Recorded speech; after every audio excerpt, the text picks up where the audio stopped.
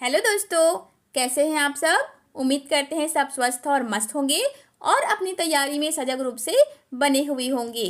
आज आपके इसी तैयारी का आकलन करने के लिए मैं लेकर के आ गई हूँ छत्तीसगढ़ अमीन पटवारी 2025 के मेगा टेस्ट नंबर 2 लेकर के। ठीक है, मैंने मेगा टेस्ट 1 ऑलरेडी अपलोड कर दिया है, जिसको एक दिन के अंदर ही 6000 लोगों ने क्या किया है, वॉच किया है। तो अगर आपने अभी तक मेगा टेस्ट नंबर 1 को नहीं देखा है तो आप 6000 लोगों से अभी तक पीछे चल रहे हो। ठीक है, तो जरूर से फ्रेंड्स मेगा टेस्ट नंबर 1 को वॉच करना। पहले मेगा टेस्ट नंबर 2 देख लो, फिर मेगा टेस्ट नंबर 1 भी देखना, जिसमें हम लोग क्या कर रहे हैं, मोस्ट इंपॉर्टेंट 100 प्रश्नों को सॉल्व कर रहे हैं, जिसमें आपको कथन और कूट वाले प्रश्न, मिलान वाले प्रश्न जो व्यापम के नए पैटर्न के अनुसार रहने वाले हैं, सारे के सारे प्रश्नों को एक साथ डील कर रहे हैं। ठीक है, तो अपनी तैयारी का अगर आपको आकलन करना है तो इस प्रकार के वीडियो को देखना आपके लिए बहुत ज़रूरी होता है ना। देखो, इस वीडियो में हम लोग सॉल्व करने वाले हैं सबसे पहले पार्ट 1 के बारे में, जिसमें आपके कंप्यूटर के 10 क्वेश्चन रहने वाले हैं, हिंदी के 10 क्वेश्चन रहने वाले हैं, इंग्लिश के 10 प्रश्न रहने वाले हैं, यानी कि टोटल आपके पार्ट 1 में 30 प्रश्न, जो कि व्यापम के नए पैटर्न के अनुसार रहेगा। ठीक है, पार्ट 2 में चलेंगे उसके बाद, जिसमें मैथ्स के 20 प्रश्न रहेंगे, रीजनिंग के 20 प्रश्न रहेंगे और जीके के 30 प्रश्न, यानी कि ये हो जाएगा 70 प्लस 30 आपके 100 प्रश्नों का टोटल कूट वाले प्रश्न और मिलान वाले प्रश्न रहने वाले हैं। ठीक है, तो वीडियो को बिना स्किप किए हुए देखना फ्रेंड्स, और हो सके तो साथ साथ में आंसर कमेंट करते हुए चलना, जिससे आपकी स्पीड भी बढ़ेगी। और एग्जाम में स्पीड क्या है, बहुत ही मैटर करता है ना। तो चलिए फिर बिना देरी के क्वेश्चंस को स्टार्ट करते हैं।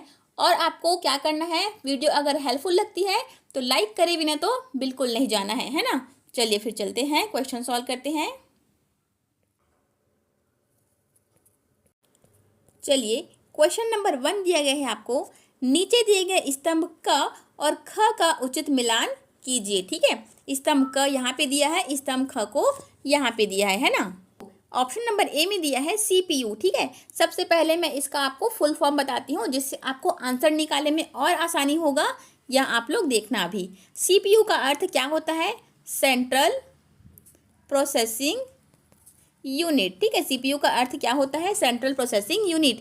ALU का अर्थ क्या होता है, arithmetic and logic unit. Arithmetic and logic unit होता है, फुल फॉर्म भी पूछता है ना फ्रेंड्स। रैम का अर्थ क्या होता है, random access memory. Random access memory होता है। रोम का अर्थ क्या होता है, रीड ओनली मेमोरी। क्लियर हो गया। अब देखो, अगर आपको फुल फॉर्म पता हो तो आंसर कैसे निकालते हैं आसान तरीके से। CPU दिया है हमको, CPU के अर्थ क्या होता है, सेंट्रल प्रोसेसिंग यूनिट। और कंप्यूटर का मुख्य कार्य क्या होता है, प्रोसेसिंग करना। कंप्यूटर का मुख्य कार्य क्या होता है, प्रोसेसिंग करना। इसीलिए इसे क्या कहते हैं, कंप्यूटर का मस्तिष्क कहते हैं। यानी कि CPU का अर्थ क्या हो जाएगा यहाँ पे, ऑप्शन नंबर ए, कंप्यूटर का मस्तिष्क। यानी कि ए का क्या हो गया, ए का आ गया पहला। क्लियर हुआ। ALU का फुल फॉर्म क्या होता है, arithmetic and logic unit. Arithmetic मतलब क्या होता है, बीज गणित, यानी कि गणित के जो ऑपरेशन परफॉर्म करता है। लॉजिक मतलब जो रीजनिंग के ऑपरेशन परफॉर्म करता है, लॉजिक लगाता है, उसको क्या कहते हैं, ALU कहते हैं। उसका फुल फॉर्म यही है ना। तो गणना एवं तार्किक कार्य करना किसका काम है, ALU का काम है। क्लियर हो गया। रैम को देखो, रैम क्या होता है, फुल फॉर्म इसका रैंडम एक्सेस मेमोरी। यह एक प्रकार का अस्थायी मेमोरी होता है। ठीक है, बी का हमारा था सेकेंड, सी का था थर्ड, और रोम मतलब क्या है, स्थायी मेमोरी। देखो, read only memory. Only memory का मतलब क्या होता है, जिसको हम केवल रीड कर सकते हैं, उसमें कुछ भी अपने से चेंज नहीं कर सकते, रीड कर सकते हैं केवल और केवल, वह इस प्रकार का स्थायी मेमोरी होता है। ठीक है, तो रोम का अर्थ क्या हो गया, स्थायी मेमोरी। डी का हो गया 4। तो देखा आपने, अगर आपको इसका उपनाम नहीं भी पता हो और फुल फॉर्म पता हो तो कैसे आप चुटकियों में इसका आंसर लगा सकते हैं, है ना। तो इसका हमारा आंसर क्या हो गया, ए का पहला, दूसरे का दूसरा, तीसरे का तीसरा। ऐसा ऑप्शन कहाँ पे है, ऑप्शन नंबर ए में, पहले का पहला, दूसरे का दूसरा, तीसरे का तीसरा। अच्छा, रैम को क्या बोलते हैं, रैम को कहते हैं इंग्लिश में वोलेटाइल, है ना। कभी कभी ये वाला टर्म भी पूछता है। रैम को कहते हैं वोलेटाइल और रोम को कहते हैं नॉन वोलेटाइल। ठीक है, तो इसको भी आप ध्यान रखेंगे, दोनों नाम जो है बहुत पूछता है। ठीक है, कंफ्यूजन भी क्रिएट करता है। देखो नेक्स्ट प्रश्न आ गया है हमारा, सॉफ्टवेयर के प्रकारों का उचित मिलान कीजिए। सॉफ्टवेयर के प्रकारों का आपको उचित मिलान करना है। देखो, पहले में आपको दिया है ऑपरेटिंग सिस्टम। ऑपरेटिंग सिस्टम क्या होता है? विंडोज 10 एक प्रकार का ऑपरेटिंग सिस्टम है, यानी कि एक यहाँ भी क्या हो गया, पहला आ गया। एप्लीकेशन सॉफ्टवेयर, जो किसी स्पेशल एप्लीकेशन के लिए यूज होता है उसको एप्लीकेशन सॉफ्टवेयर कहते हैं, ठीक है। जैसे कि होता है पेंटिंग, पेंटिंग को आप क्या कर सकते हैं, पेंटिंग होता है ना, पेंट वाला ऑप्शन रहता है कंप्यूटर में, आपने देखा होगा। तो पेंट एप्लीकेशन में क्या आप गेम खेल सकते हो? क्या नहीं खेल सकते। यह स्पेशल एप्लीकेशन यानी कि पेंटिंग के लिए ही बनाया गया है। गेम के लिए एक अलग एप्लीकेशन होता है, मतलब जो स्पेसिफिक पर्पस के लिए यूज होता है उसी को एप्लीकेशन सॉफ्टवेयर कहते हैं। उसी प्रकार यहाँ पे क्या है, एप्लीकेशन सॉफ्टवेयर है हमारा MS वर्ड, ठीक है। प्रोग्रामिंग भाषा, प्रोग्रामिंग भाषा कौन सी है इसमें से? पाइथन। पाइथन क्या है? प्रोग्रामिंग भाषा है, ठीक है, हाई लेवल की लैंग्वेज है। यूटिलिटी सॉफ्टवेयर, यूटिलिटी सॉफ्टवेयर क्या होता है? एंटी वायरस, यानी कि पहले का पहला, दूसरे का दूसरा, तीसरे का तीसरा, चौथे का चौथा। ऐसा ऑप्शन फिर से हमारे पास कहाँ है? ऐसा ऑप्शन है हमारे पास ऑप्शन नंबर C में, पहले का पहला, दूसरे का दूसरा, तीसरे का तीसरा, चौथे का चौथा। क्लियर हो गया? इसी प्रकार से आपको सॉल्व करना है, साथ में आंसर लगाते हुए चलना, जिससे आपको और भी ज़्यादा समझ में आएगा, ठीक है। देखो, इनपुट आउटपुट वाले से प्रश्न आ गए हैं। कंप्यूटर उपकरणों का कार्य से मिलान कीजिए। स्तंभ क में आपको दिया है कीबोर्ड, है ना, ऑप्शन नंबर पहले में दिया है कीबोर्ड। तो कीबोर्ड क्या है? देखो, सबसे पहले इनपुट डिवाइस क्या होता है? जिससे हम इनपुट देते हैं उसको इनपुट डिवाइस कहते हैं, जिससे हम आउटपुट प्राप्त करते हैं उसको आउटपुट डिवाइस कहते हैं। तो यहाँ पे देखो, कीबोर्ड से हम क्या करते हैं? कीबोर्ड से हम इनपुट देते हैं, इसलिए क्या है, यह एक प्रकार का इनपुट डिवाइस है, इनपुट उपकरण है, ठीक है। मॉनिटर, मॉनिटर में हम लोग क्या करते हैं? इमेजेस को देखते हैं, चित्र को देखते हैं, वीडियोस देखते हैं, इसलिए यह मॉनिटर क्या है? मॉनिटर एक प्रकार का आउटपुट डिवाइस है। आउटपुट कहाँ पे है? सेकंड में, ठीक है, आउटपुट उपकरण। हार्ड डिस्क क्या होता है? हार्ड डिस्क होता है भंडारण उपकरण, ठीक है। हम लोग स्टोरेज के लिए क्या यूज़ करते हैं? हार्ड डिस्क को यूज़ करते हैं। और मॉडेम क्या है? मॉडेम एक प्रकार का संचार उपकरण है, जो कि एक कंप्यूटर को दूसरे कंप्यूटर से जोड़ने का कार्य करता है। क्लियर हो गया? तो इस प्रकार से हमारा क्या हो गया, पहले का 3 आया, दूसरे का क्या आया, मॉनिटर का दूसरा ही आया, C का हमारा आया था A पहला आया था मतलब, और D का क्या आया, चौथा आ गया, यानी कि 3 2 1 4। ऐसा ऑप्शन कहाँ पे है? 3 2 1 4 ऑप्शन नंबर C में, 3 2 1 4 है ना, 3 2 1 4 है ना। ऑप्शंस को ध्यान से लगाना फ्रेंड्स, इसी में बहुत कंफ्यूजन होता है ना, क्योंकि अगर आप लोग आंसर सही सही मार्क कर लेंगे, लेकिन यहाँ पे आंसर लगाते समय गलती करेंगे तो कोई मतलब तो नहीं रह जाएगा, इसलिए ध्यान से देख करके आंसर लगाना आप लोग, है ना। देखो, चौथे नंबर का प्रश्न देखो, निम्न का उचित मिलान कीजिए। स्तंभ क में दिया है HTTP, है ना। तो HTTP एक प्रकार का क्या है? वेब प्रोटोकॉल होता है। HTTP क्या है? Web protocol. जैसे आप गूगल में कुछ भी सर्च करते हैं तो स्टार्टिंग में उसमें HTTP इस प्रकार का लिखा रहता है ना, फिर यहाँ पे इस प्रकार का लिखा रहेगा। मान लो आपने CG वेपन सर्च किया तो इस प्रकार का ऐसा लिखा रहेगा, स्टार्टिंग में ये वाला लिखा रहता है, उसी HTTP की बात हो रही है। तो यह क्या है? एक प्रकार का प्रोटोकॉल है, यानी कि A का हमारा क्या हो गया? A का हो गया दूसरा। IP क्या होता है? इंटरनेट प्रोटोकॉल होता है। इसको और क्या कह सकते हैं?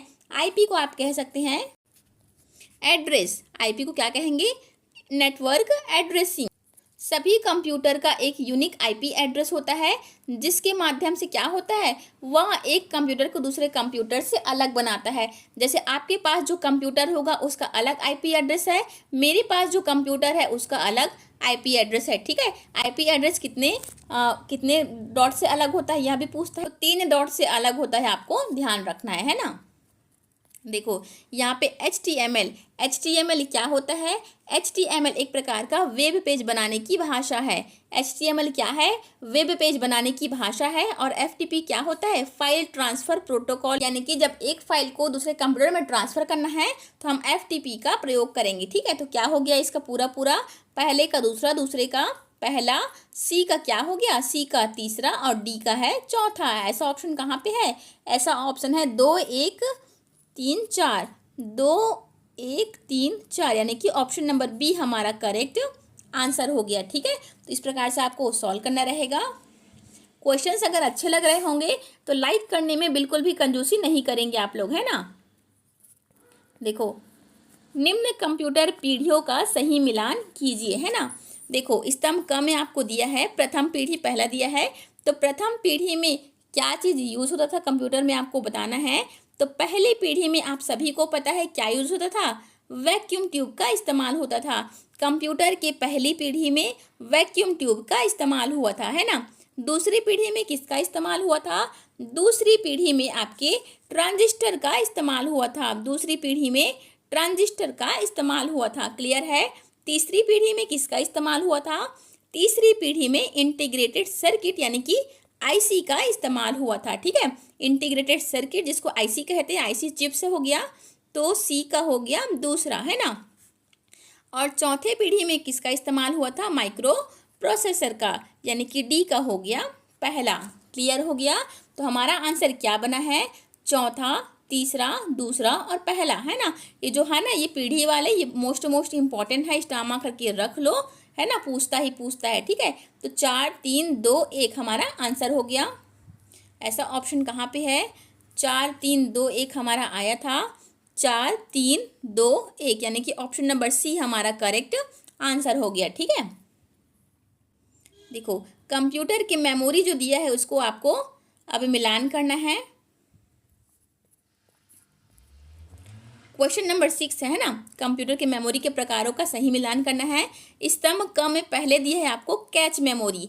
तो कैच मेमोरी किस प्रकार की मेमोरी है, कैच मेमोरी जो है वहाँ सबसे तेज होती है, सबसे फास्टेस्ट मेमोरी होती है। जब वन लाइन वाले प्रश्न आते थे, एक लाइन में पूछने वाले प्रश्न, तब क्या होता था, इसी को पूछा था कंप्यूटर की सबसे तेज मेमोरी कौन सी है करके, है ना। शायद तक पटवारी का एग्जाम 2017 में हुआ था, उसमें यह पूछा गया था, एक बार देखना आप लोग।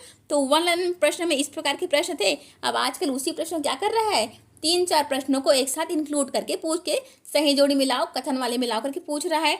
तो देखो, कैच मेमोरी क्या होती है, सबसे तेज मेमोरी होती है।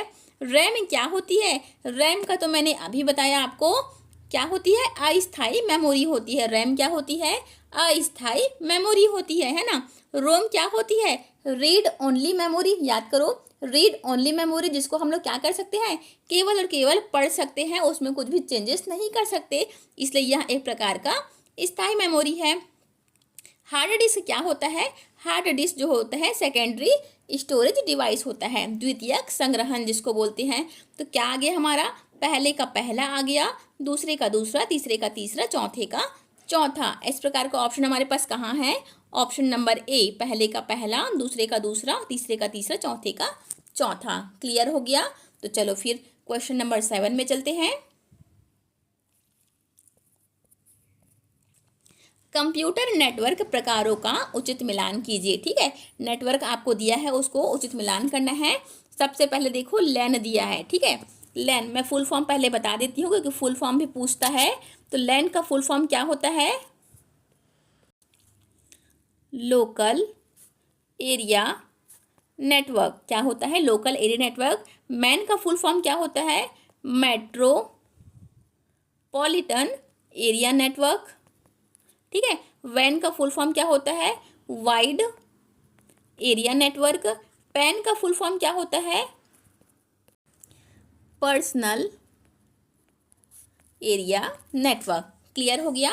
अब देखो, लैन मतलब होता है हमारा लोकल एरिया नेटवर्क, यानी कि यह होता है जब सीमित क्षेत्रों के लिए हम लोग यूज़ करेंगे। लोकल मतलब क्या होता है, जो अपने आसपास के, जैसे हम लोग बोलते हैं ना, लोकल दुकान से सामान खरीदना चाहिए, इस प्रकार का बोलते हैं। तो इसका अर्थ क्या होता है, लोकल का अर्थ होता है अपने आसपास के एरिया से सामान खरीदना। उसी प्रकार से इसको जोड़ो, लोकल एरिया नेटवर्क मतलब सीमित क्षेत्र के लिए जब हम नेटवर्क यूज़ करेंगे उसको लैन का यूज़ करना पड़ेगा, क्लियर है। तो पहले का पहला हो गया मैन, मेट्रोपॉलिटन आपने सुना होगा मेट्रो सिटीज़ करके, तो इसे आप जोड़ सकते हैं, सिटीज़ मतलब हो गया नगर, है ना।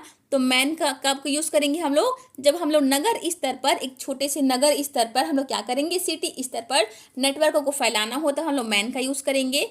वैन का यूज़ कब करेंगे, वैन का अर्थ होता है वाइड, और वाइड का अर्थ क्या होता है, बहुत बड़े विशाल जगह में फैला हुआ, जैसे कि होता है आपका इंटरनेट। इंटरनेट क्या है? एक प्रकार का वाइड एरिया नेटवर्क है, ठीक है। आप अगर आप जहाँ से भी देख रहे हैं एक बार मुझे कमेंट करके बताना। आप मान लो दंतेवाड़ा से देख रहे होंगे, मैं बिलासपुर से वीडियो बना रही हूँ, तो आप क्या कर सकते हैं, मेरी वीडियोस देख पा रहे होंगे, दंतेवाड़ा में बैठ करके आप मेरी वीडियोस देख पा रहे होंगे। यही है हमारा इंटरनेट का कमाल, है ना। तो वाइड क्या है, सॉरी वैन क्या है? वैश्विक नेटवर्क, वाइड एरिया नेटवर्क होता है, ठीक है। पैन क्या होता है?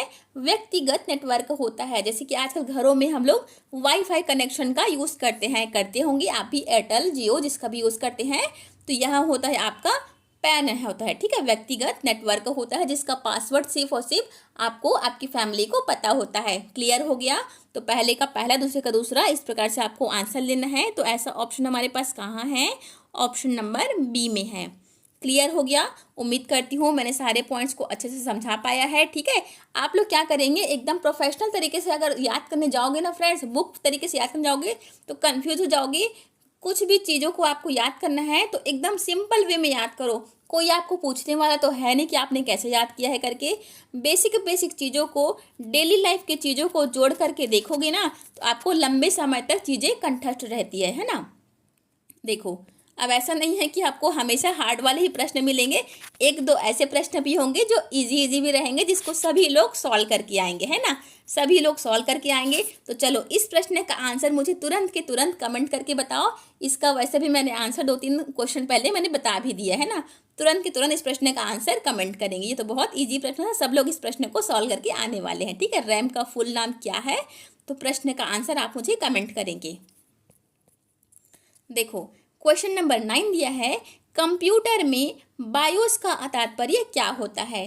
तो बायोस मतलब क्या होता है, पहले तो फुल फॉर्म जान लो। बायोस का अर्थ होता है बेसिक इनपुट आउटपुट सिस्टम, ठीक है। बायोस क्या होता है? Basic input output system. अच्छा, जब आपने कंप्यूटर को ऑन किया होगा, अगर आपके पास कंप्यूटर होगा, आप ऑन करते होंगे, तो सबसे पहले देखना, जैसे ही आप स्विच ऑन करते हैं, यहाँ पे स्टार्टिंग में बहुत सारे प्रोग्राम जो है अपने आप चलने लग जाता है। चलते हुए देखा है आपने, जिसको हम रीड भी नहीं कर पाते, इतना फास्ट वे में होता है कि इसको हम रीड भी नहीं कर पाते हैं, है ना। वही क्या होता है, सिस्टम को बूट करने का कार्य होते रहता है। और यही कौन करता है? बायोस करता है। बायोस क्या होता है? रोम में स्थित प्रोग्राम को बायोस कहते हैं। रोम में स्थित प्रोग्राम को बायोस कहते हैं। अगर आपको बायोस को देखना है तो कंप्यूटर को ऑन करना, उसके बाद क्या करना, वहाँ पे देखना फास्ट में प्रोग्राम चलते रहती है, वही है आपका रोम में स्थित प्रोग्राम जो कि बायोस होता है, ठीक है। जो कि करता क्या है, इसका कार्य होता है सिस्टम को बूट करना। क्या करता है? सिस्टम को बूट करना, चेक करना। क्लियर हो गया? चलो फिर क्वेश्चन नंबर 10 में चलते हैं। क्वेश्चन नंबर 10 आपको दिया है, निम्नलिखित में से कौन सा ऑपरेटिंग सिस्टम नहीं है, आपको बताना है, ठीक है। तो विंडोज़ तो एक प्रकार का ऑपरेटिंग सिस्टम होता है, लिनक्स भी एक प्रकार का ऑपरेटिंग सिस्टम होता है, मैक ऑपरेटिंग सिस्टम, तो नाम में ही मैक लिखा हुआ है, ऑपरेटिंग सिस्टम लिखा हुआ है, तो यहाँ भी हमारा आंसर नहीं होगा। पाइथन एक प्रकार का क्या होता है? पाइथन जो होता है वहाँ प्रोग्रामिंग लैंग्वेज होता है। पाइथन क्या होता है? प्रोग्रामिंग लैंग्वेज होता है, जो कि उच्च स्तरीय भाषा यानी कि हाई लेवल लैंग्वेज के प्रोग्राम होते हैं, ठीक है। तो पाइथन क्या है? प्रोग्रामिंग लैंग्वेज है, ठीक है। देखो, फाइल एक्सटेंशन और उनके सॉफ्टवेयर से आपको मिलान करना है ना।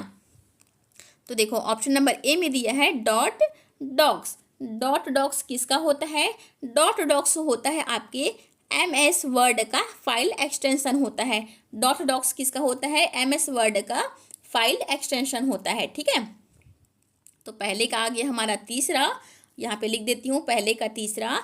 डॉट XLS किसका होता है? डॉट XLS जो होता है एक्सेल फाइल का, MS एक्सेल फाइल का एक्सटेंशन क्या होता है? डॉट XLS होता है, यानी कि बी का क्या हो गया? सेकेंड हो गया। डॉट PPT किसका होता है? डॉट PPT जो होता है वह पावर पॉइंट प्रेजेंटेशन का होता है, यानी कि तीसरे का हो गया पहला, सी का हो गया पहला, ठीक है। डॉट MDB किसका होता है? MS एक्सेस फाइल का होता है, यानी कि डी का हो गया चौथा। तो 3 2 1 4 ऐसा ऑप्शन कहाँ पे है? 3 2 1 4, यह है आपका ऑप्शन नंबर डी में, 3 2 1 4, ठीक है। यहाँ पे देखो 3 2 1 4, क्लियर हो गया। तो एक्सटेंशन वाले आपको याद करना है, यहाँ भी एग्जाम में पूछ चुका है, ठीक है।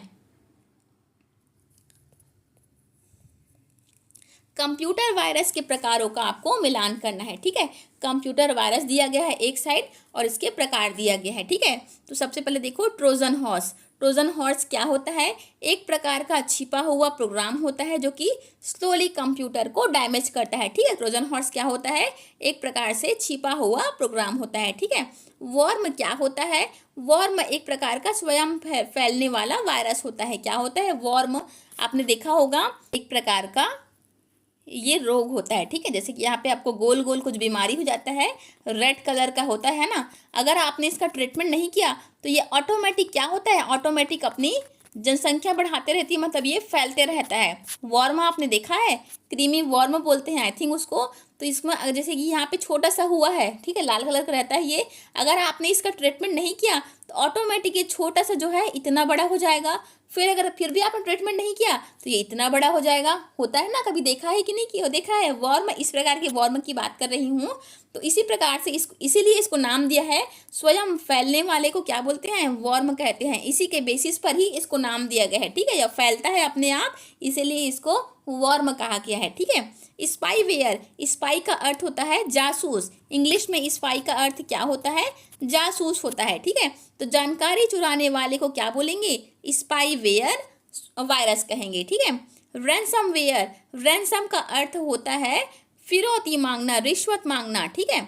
और फाइल लॉक कर फिरौती मांगने वाले को क्या कहेंगे? रैंसम वेयर कहेंगे। तो पहले का पहला, दूसरे का दूसरा, तीसरे का तीसरा, चौथे का चौथा। फिर से हमारा ऑप्शन क्या हो गया? ऑप्शन नंबर ए है ना, पहले का पहला ये वाला आप हो गया हमारा ऑप्शन नंबर ए। देखो क्वेश्चन नंबर 13 है, इंटरनेट संबंधित शब्दों का मिलान करना है, ठीक है। इंटरनेट संबंधित शब्दों का मिलान करना है। ऑप्शन नंबर ए में है यूआरएल, फुल फॉर्म दिया है आपको। यूआरएल का फुल फॉर्म क्या होता है? Uniform resource locator. यूआरएल का अर्थ क्या होता है? Uniform resource locator. आईपी का अर्थ क्या होता है? इंटरनेट प्रोटोकॉल, यानी कि पहले का हो गया हमारा दूसरा, बी का अर्थ हो गया चौथा। आईएसपी, आईएसपी का अर्थ क्या होता है? Internet service provider. आईएसपी का फुल फॉर्म क्या होता है? Internet service provider.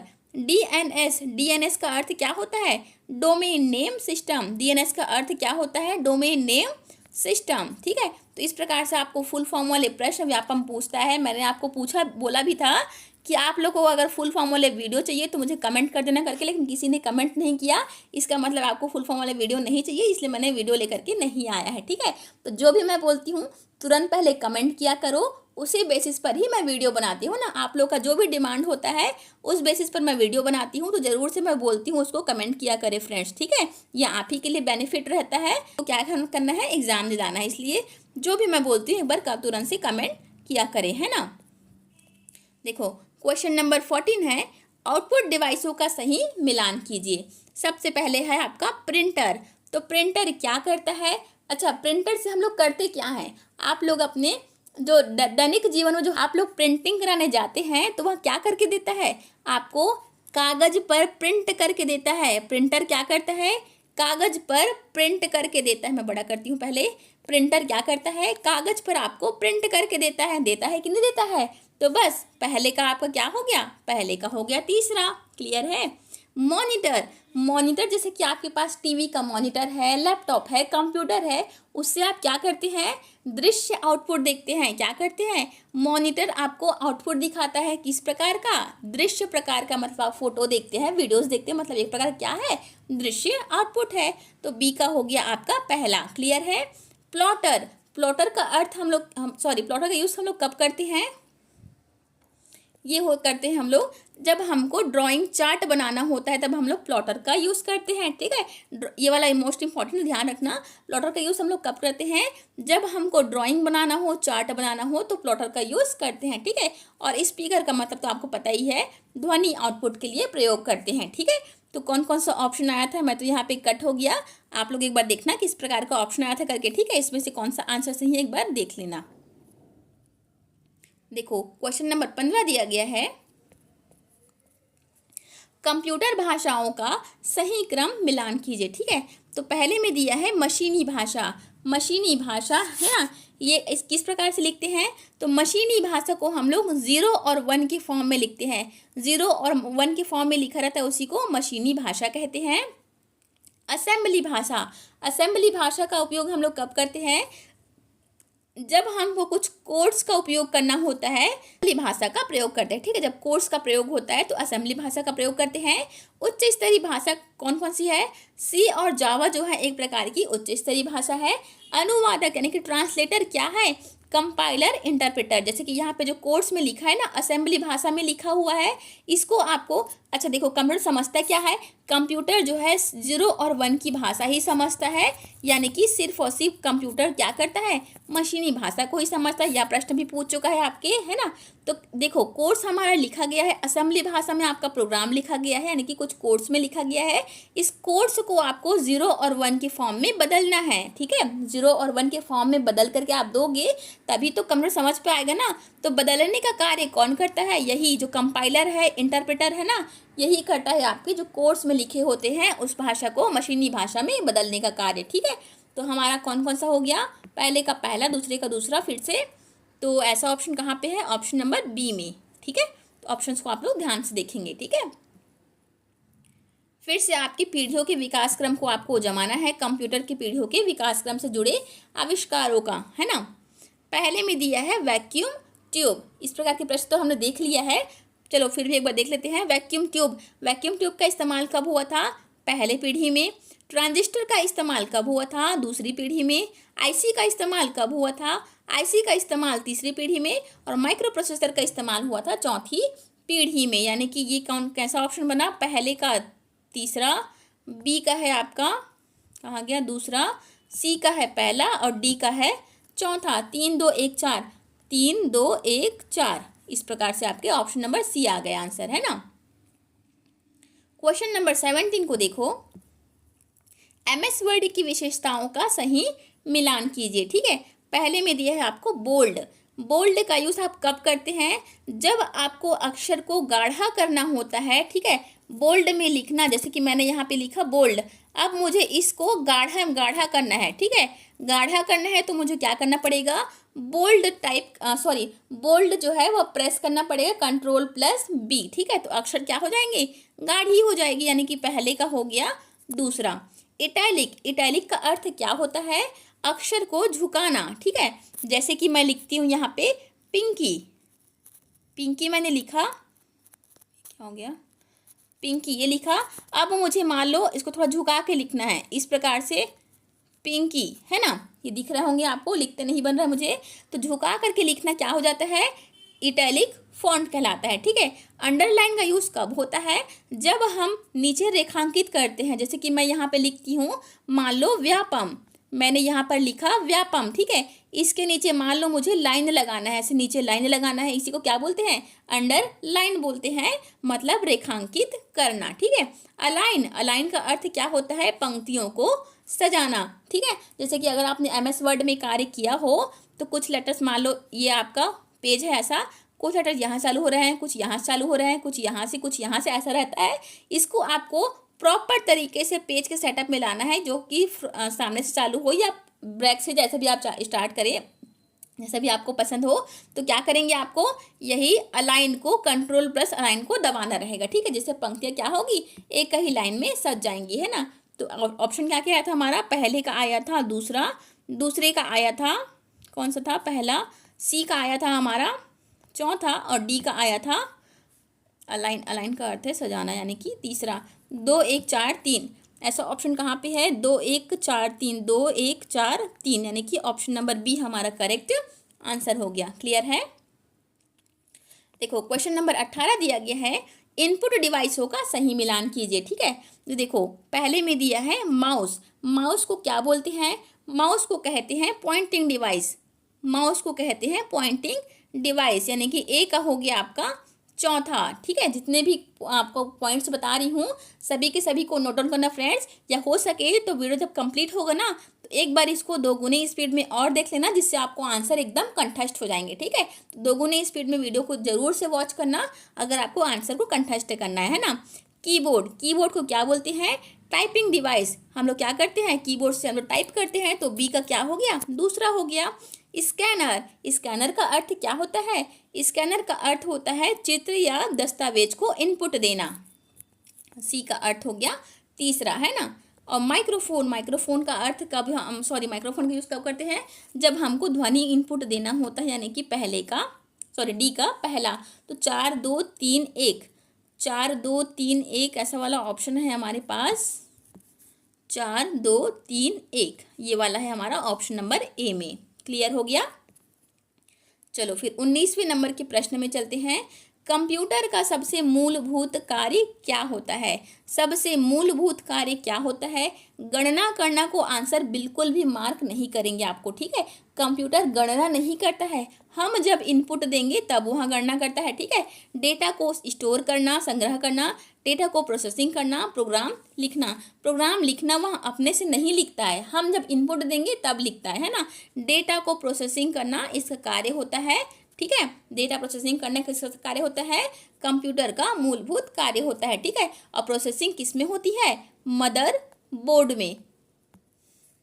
मैं क्या लिख रही हूँ, मदर बोर्ड है ना, स्पेलिंग मिस्टेक हो गया। मदर बोर्ड में क्या होता है, कंप्यूटर का प्रोसेसिंग होता है। अच्छा ये भी पूछता है इसके चरण कौन कौन से होते हैं। सबसे पहले हम इनपुट देंगे, फिर बीच में यहाँ पे प्रोसेसिंग का कार्य चलता है, फिर हमको आउटपुट मिलता है, ठीक है। और कंप्यूटर का दिल किसको कहते हैं, कंप्यूटर का दिल किसको कहते हैं, यहाँ पे प्रश्न मैंने करवाया था पहले, है ना। कंप्यूटर का दिल कहते हैं मदरबोर्ड को। कंप्यूटर का दिल किसको कहते हैं, मदरबोर्ड को। क्या ट्रिक से याद करवाया था, माँ का दिल बहुत बड़ा होता है, क्या होता है, माँ का दिल बहुत बड़ा होता है, इसीलिए कंप्यूटर का दिल किसको कहेंगे, मदरबोर्ड को। ये ट्रिक से मैंने आपको याद करवाया था। मस्तिष्क किसको कहते हैं, कंप्यूटर का मस्तिष्क कहते हैं CPU को। और कंट्रोल यूनिट को क्या कहते हैं, कंट्रोल यूनिट को सुपरवाइजर कहते हैं, ठीक है। कंट्रोल यूनिट को सुपरवाइजर कहते हैं। तो सभी चीज़ को आपको याद रखना है। देखो कंप्यूटर का 20वां प्रश्न आ गया, HTTP का संक्षिप्त रूप क्या है। HTTP का संक्षिप्त रूप क्या है, ये तो हमने देख लिया था, इसका आंसर है ना, क्या होता है, hyper text transfer protocol. HTTP का पूर्ण रूप क्या होता है, हाइपर टेक्स्ट ट्रांसफ़र प्रोटोकॉल। तो इस प्रकार से फ्रेंड्स आपके कंप्यूटर के 20 प्रश्न कंप्लीट होते हैं। उम्मीद करती हूँ कि सारे के सारे प्रश्न अच्छे लगे होंगे, हेल्पफुल लगे होंगे। अगर अभी तक आपने चैनल को लाइक नहीं किया है, सब्सक्राइब नहीं किया है, तो तुरंत की तुरंत अगले सेक्शन में जाने से पहले लाइक कर दो, सब्सक्राइब कर दो, है ना। चलो फिर हिंदी की अब हम लोग 20 प्रश्नों को देखते हैं।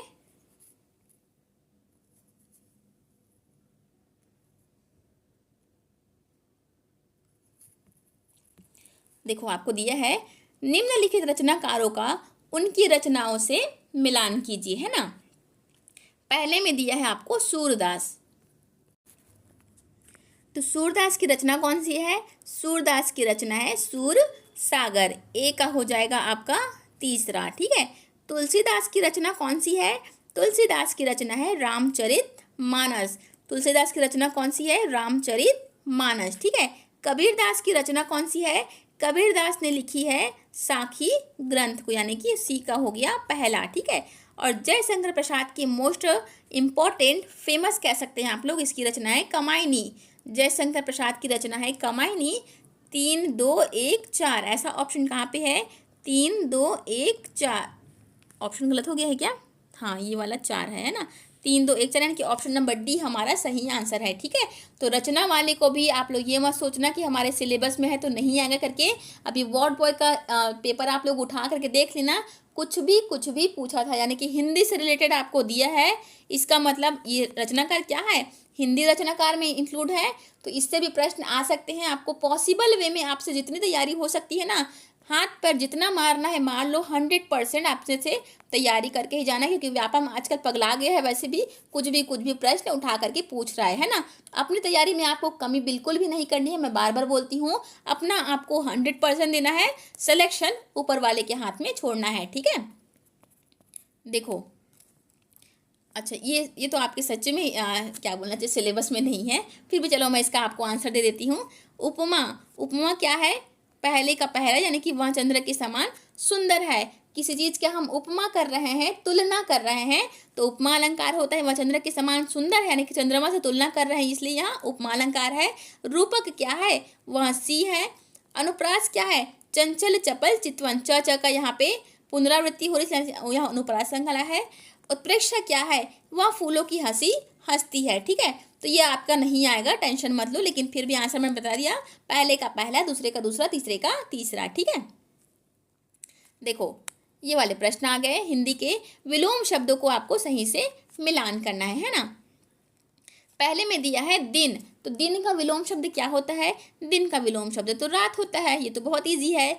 अमीर का विलोम शब्द क्या होता है, अमीर का विलोम शब्द तो गरीब होता है। सुख का विलोम शब्द क्या होता है, सुख का विलोम दुख होता है। सत्य का आपका असत्य होता है। ठीक है, यानी कि पहले का तीसरा, बी का है आपका अमीर का गरीब यानी कि चौथा, सी का है आपका पहला और डी का है आपका दूसरा। 3 4 1 2, 3 4 1 2, 3 4 1 2, यानी कि ऑप्शन नंबर सी आपका करेक्ट आंसर हो गया। तो बहुत इजी था, एक्सप्लेन करने की जरूरत ही नहीं है इसको। तो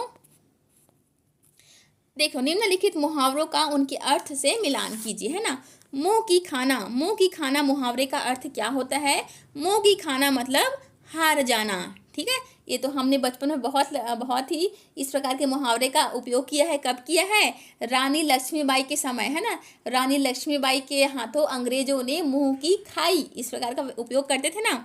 देखो बी में दिया है आंखें तरेरना, आंखें तरेरना मतलब गुस्सा दिखाना, क्रोध प्रकट करना। ठीक है, आंखें तरेरना मतलब क्रोध प्रकट करना, यानी कि पहले का हमारा चौथा, बी का था हमारा तीसरा, सी का क्या हो जाएगा कान भरना, यानी कि कान भरना यानी कि किसी के विरुद्ध कहना। ठीक है, वहाँ बहुत कान भरती है मतलब किसी के विरुद्ध बात करती है।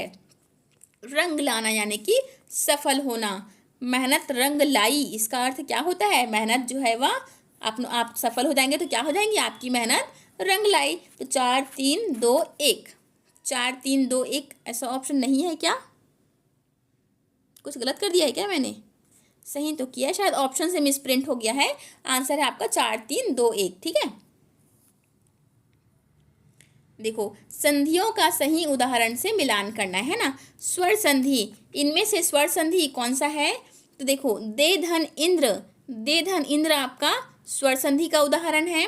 व्यंजन संधि क्या होता है, जब भी आपको हलंत लगता है, जैसे कि आपको मान लो एग्जाम्पल दिया है सदगुरु, ठीक है, सदगुरु, इसका जब संधि विच्छेद करोगे तो क्या होता है, सद धन गुरु, यहाँ पे हलंत लगा हुआ दिख रहा है, तो जहाँ पर भी आपको संधि में हलंत लगा हुआ दिखे पहले वर्ण में, वहाँ पे हमेशा व्यंजन संधि होता है, यानी कि ये हो जाएगा आपका दूसरे का पहला, यानी कि ए का आया आपका तीसरा, बी का आया आपका पहला। विसर्ग संधि क्या होता है, यहाँ पे विसर्ग लगा हुआ दिख रहा है, रामा धन इति बराबर रामीति, तो ये हो जाएगा दूसरे का तीसरे का दूसरा, यानी कि सी का हो जाएगा दूसरा। और यण संधि क्या होता है, ही धन अच्छा, ये होता है हृ, डी का हो गया चौथा। 3 1 2 4, 3 1 2 4 ऐसा ऑप्शन हमारे पास है क्या, ऑप्शन नंबर डी में है 3 1 2 4। ठीक है, तो स्वर संधि विसर्ग संधि सबको भी आपको ध्यान में रखना है ना। क्वेश्चन नंबर 6 में देखो, वह बहुत अच्छी लड़की है, वाक्य में बहुत जो है वह किस प्रकार का शब्द है आपको बताना है। संज्ञा है, क्रिया है, क्रिया विशेषण है या सर्वनाम है। तो देखो संज्ञा होता क्या है, किसी भी नाम को संज्ञा कहते हैं, किसी भी नाम को, रॉकी, राम, श्याम, टॉमी, कुछ भी बोलो आप, कुछ भी नाम को क्या बोलेंगे, संज्ञा कहते हैं। सर्वनाम क्या होता है, नाम के बदले में जो हम वर्ड यूज करते हैं उसको सर्वनाम कहते हैं। जैसे कि सीता खाना खाती है, मैंने अगर बोला सीता खाना खाती है ना, खाती है, तो सीता क्या है, यहाँ पे सीता एक प्रकार का नाम है, इसलिए सीता एक प्रकार की संज्ञा है। अगर मैं इसी चीज को बोल दूं कि वह खाना खाती है, तो सीता के बदले में मैंने क्या यूज कर दिया, वह शब्द का इस्तेमाल कर दिया, इसीलिए वह क्या है, वह आपका सर्वनाम हो जाएगा। क्लियर है, तो देखो संज्ञा हो गया, सर्वनाम हो गया, ये तो हमारा आंसर नहीं है, ये हमको 200% कन्फर्म हो गया। अब देखो क्रिया मतलब क्या होता है, किसी भी काम को क्रिया कहते हैं, किसी भी काम को क्रिया कहते हैं। तो देखो और यहाँ पे एक ठोक और है क्रिया को पहचानने का, मैंने आपको बताया था खाना, सोना, जगना, कुछ भी आप क्रिया ले लो तो जित आखिरी में क्या आ रहा है, ना आ रहा है, आ रहा है ना। तो आपको पहचानने का तरीका क्या है, जिस भी शब्द के आखिरी में ना आए वहाँ होता ही आपकी क्रिया, है ना। और यहाँ पे तो हमको बहुत को पहचानना है, तो बहुत क्या है, बहुत एक प्रकार का क्रिया विशेषण है। क्यों क्रिया विशेषण है, जब भी किसी क्रिया की विशेषता बताए उसको क्रिया विशेषण कहते हैं। और यहाँ पे देखो, अच्छी लड़की तो है लेकिन वह बहुत अच्छी लड़की है बोल रहा है, इसलिए बहुत क्या है, क्रिया विशेषण है। वैसे इसका आंसर सिर्फ और सिर्फ विशेषण होना चाहिए था, जो कि संज्ञा की विशेषता बता रहा है करके, लेकिन यहाँ पे क्रिया विशेषण दे दिया है। थोड़ा सा हो सकता है मिसप्रिंट हो गया हो, बाकी ये कंफर्म है कि विशेषण है ना। क्रिया विशेषण वाला एक बार मैं देख लूंगी, ठीक है। देखो अगला प्रश्न दिया गया है, क्वेश्चन नंबर 7, राम और श्याम बाजार गए। वाक्य में समुच्चय बोधक कौन सा है आपको बताना है, ठीक है। तो समुच्चय बोधक क्या होता है, जो दो शब्दों को जोड़ता है, दो वाक्यों को जोड़ता है, उसको क्या बोलते हैं, उसको समुच्चय बोधक समुच्चय बोधक शब्द कहते हैं, ठीक है। तो यहाँ पे देखो, राम और श्याम किस में आते हैं, राम और श्याम एक प्रकार का नाम है, इसलिए यह संज्ञा है, ठीक है। और क्या कर रहा है, राम और श्याम दोनों को जोड़ रहा है ना। राम के साथ कौन आया है, श्याम आया है, सॉरी राम के साथ बाजार कौन गया है, श्याम बाजार गया है, इसीलिए और क्या है, और हमारा समुच्चय बोधक है, ठीक है। फ्रेंड्स, बैकग्राउंड में कंस्ट्रक्शन का कार्य चल रहा है, तो बैकग्राउंड नॉइज को थोड़ा सा इग्नोर कीजिएगा, ठीक है। देखो क्वेश्चन नंबर 8 दिया गया है आपको, निम्नलिखित में से सर्वनाम कौन सा है। अब यह तो बहुत ही इजी प्रश्न हो गया, इसका आंसर तो आप सभी को पता होना चाहिए। चलिए, मैंने अभी आपको चिल्ला कर जो बताया है ना, संज्ञा सर्वनाम में डिफरेंस कौन सा है करके, तो इस प्रश्न का आंसर मुझे तुरंत की तुरंत कमेंट करके बताओ आप लोग।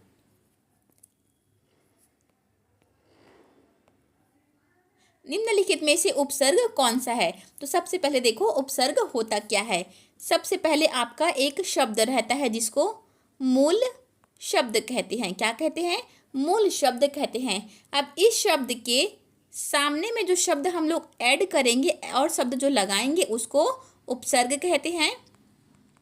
मूल शब्द के सामने में जो शब्द लगता है उसको उपसर्ग कहते हैं, और मूल शब्द के बाद में जो शब्द लगता है उसको प्रत्यय कहते हैं, ठीक है। तो मूल शब्द किसको कहते हैं, यहाँ भी पूछता है। तो मूल शब्द, इसको धातु शब्द भी कहते हैं, कृदंत भी कहते हैं, ठीक है। तो हमने यहाँ पे देख लिया, इनमें से मूल शब्द क्या होने चाहिए। आगे तो हमारा प्रीफिक्स यानी कि प्रत्यय है, पानी तो नहीं होगा, घर भी नहीं होगा। पुनः, आप लोग देखे होंगे लिखा रहता है पुनः पधारे, तो पधारे हमारा क्या हो गया है, पधारे हमारा मूल शब्द है, धातु शब्द है, इसके सामने में हमने पुनः लगा दिया है, इसका मतलब यह पुनः हो गया। और देख लो क्या एग्जाम्पल, और एग्जाम्पल आप जैसे कि देख सकते हैं, पुरुष देख सकते हैं। पुरुष के सामने अगर हमने महा लगा दिया तो यह क्या बन जाता है, महा बन जाता है। तो पुरुष क्या है आपका, धातु शब्द है, और महा क्या है, उपसर्ग हो गया। पुरुष के सामने अगर हमने आदि लगा दिया तो यह आदि पुरुष बन जाता है, तो आदि हमारा क्या हो गया, उपसर्ग हो गया। उसी प्रकार से पुनः भी हमारा उपसर्ग है, ठीक है। फिर से रचना वाले आपके क्वेश्चन आ गए। निम्नलिखित रचनाओं का उनके कवि लेखक से मिलान कीजिए, है ना। तो देखो, गोदान किसकी रचना है, गोदान जो है मुंशी प्रेमचंद की रचना है, जो कि आप बचपन से पढ़ते आ रहे हैं, ठीक है। तो ए का हो गया आपका तीसरा। रश्मि रथी जो है वह किसकी रचना है, रामधारी सिंह दिनकर, यानी कि बी का हो गया हमारा सेकंड, ठीक है। रामधारी सिंह दिनकर की रचना कौन सी है, रश्मि रथी। ऑप्शन नंबर सी में देखो, कामायनी किसकी रचना है, कामायनी तो बहुत ही फेमस जयशंकर प्रसाद जी की रचना है, तो ये हो जाएगा आपका सी का हो गया पहला, ठीक है। यशोधरा किसकी रचना है, मैथिली शरण गुप्त, यानी कि डी का हो गया चौथा। तो 3, 2, 1, 4 ऐसा ऑप्शन कहाँ पे है, 3, 2, 1, 4 ऑप्शन नंबर सी में है ना, 3, 2, 1, 4। ओके, चलो फिर क्वेश्चन नंबर 12 में चलते हैं हम लोग। निम्नलिखित समासों का प्रकार से मिलान करना है, ठीक है। रामचरितमानस जो है इसमें कौन सा समास है आपको बताना है। तत्पुरुष है, द्वंद्व है, कर्मधारा है, या षष्ठी तत्पुरुष है। तो रामचरितमानस में किस प्रकार का समास होता है, षष्ठी तत्पुरुष होता है ना। रामचरितमानस में षष्ठी तत्पुरुष होता है, ठीक है। दूध भात, ठीक है। देखो दूध भात को आप कैसे लिखेंगे, दूध और भात, ये ऐसा लिखा रहता है, ठीक है, थोड़ा सा मिसप्रिंट हो गया है। तो यहाँ पे देखो दूध भी इम्पॉर्टेंट है और भात भी इम्पॉर्टेंट है। जब दोनों शब्द इम्पॉर्टेंट हो और बीच में योजक चिन्ह लगा हो तो मैंने हमेशा बताया है इसको पहचानने का तरीका होता है यही योजक चिन्ह और दोनों शब्द इम्पॉर्टेंट है। तो यहाँ पे क्या होता है, द्वंद्व समास होता है। क्लियर है, योजक चिन्ह को आपको ध्यान देना है और दोनों शब्द इम्पॉर्टेंट होना चाहिए। तो दूध भात क्या है, द्वंद्व समास है। चंद्रमुखी, चंद्रमुखी क्या है, चंद्रमुखी जो है वह कर्मधारय समास है। और राजपुत्र, आपको पता है राजपुत्र क्या है, तत्पुरुष समास है। तो पहले का हो गया हमारा, पहले का चौथा, बी का हो गया दूसरा, सी का हो गया तीसरा और डी का हो गया पहला। ठीक है, 4 2 3 1, 4 2 3 1, ऑप्शन नंबर बी हमारा करेक्ट आंसर हो गया। क्लियर है, तो आपको द्वंद्व समास को पहचानना है तो यही योजक चिन्ह को आपको ध्यान रखना है। जैसे कि होता है माता पिता, है ना, यहाँ पे माता भी इम्पोर्टेंट है हमारे लिए, पिता भी इम्पोर्टेंट है और दोनों के बीच में योजक चिन्ह लगा होता है। ठीक है, और भाई बहन, भाई भी इम्पोर्टेंट है, बहन भी इम्पोर्टेंट है, दोनों के बीच में ये जोड़ने वाला साइन योजक चिन्ह लगा हुआ है। ठीक है, तो इस प्रकार में हमेशा हमेशा द्वंद्व समास होता है। ठीक है फ्रेंड्स, व्यापम योजक चिन्ह को बहुत पूछता है। जैसे कि आपको लिखा है पंडित, ठीक है, पंडित लिखा है तो ये जो बिंदी लिखा है ना गोल गोल, इसको क्या बोलते हैं करके, इसको बोलते हैं लाघव चिन्ह बोलते हैं, अगर आपने देखा हो तो। इस प्रकार के प्रश्न व्यापम का फेवरेट में से एक प्रश्न है, तो आपको इस प्रकार के प्रश्नों को देखना है। तो ये थंबनेल में जो लगा रही हूँ यहाँ पे आई बटन में लिंक भी दे दूंगी, तो वीडियो खत्म होने के बाद ना डिस्क्रिप्शन बॉक्स चेक करना, वहाँ पे इस वीडियो को जरूर से एक बार वॉच करना। ठीक है, इसमें से प्रश्न क्योंकि व्यापम पूछता ही पूछता है। ठीक है, और देखो द्विगु समास में क्या करते हैं, द्विगु समास में होता है आपका पहला जो शब्द का पहला अक्षर है, पहला वर्ण है, वह होता है संख्यावाचक। जैसे कि हमने लिखा चौराहा, चौराहा मतलब क्या होता है, 4 राहों का समूह। तो चौराहा यहाँ पे चौ का मतलब क्या हो गया है, 4 हो गया है। पंचतंत्र, पंच क्या दर्शा रहा है, 5 को दर्शा रहा है। तो पहला जब शब्द यहाँ पे संख्यावाचक हो उसको द्विगु समास कहते हैं। और एक होता है हमारा बहुव्रीहि समास। बहुव्रीहि का अर्थ क्या होता है, जब दो शब्द मिल करके किसी तीसरे अर्थ को प्रकट करते हैं तब वहाँ पे बहुव्रीहि समास होता है।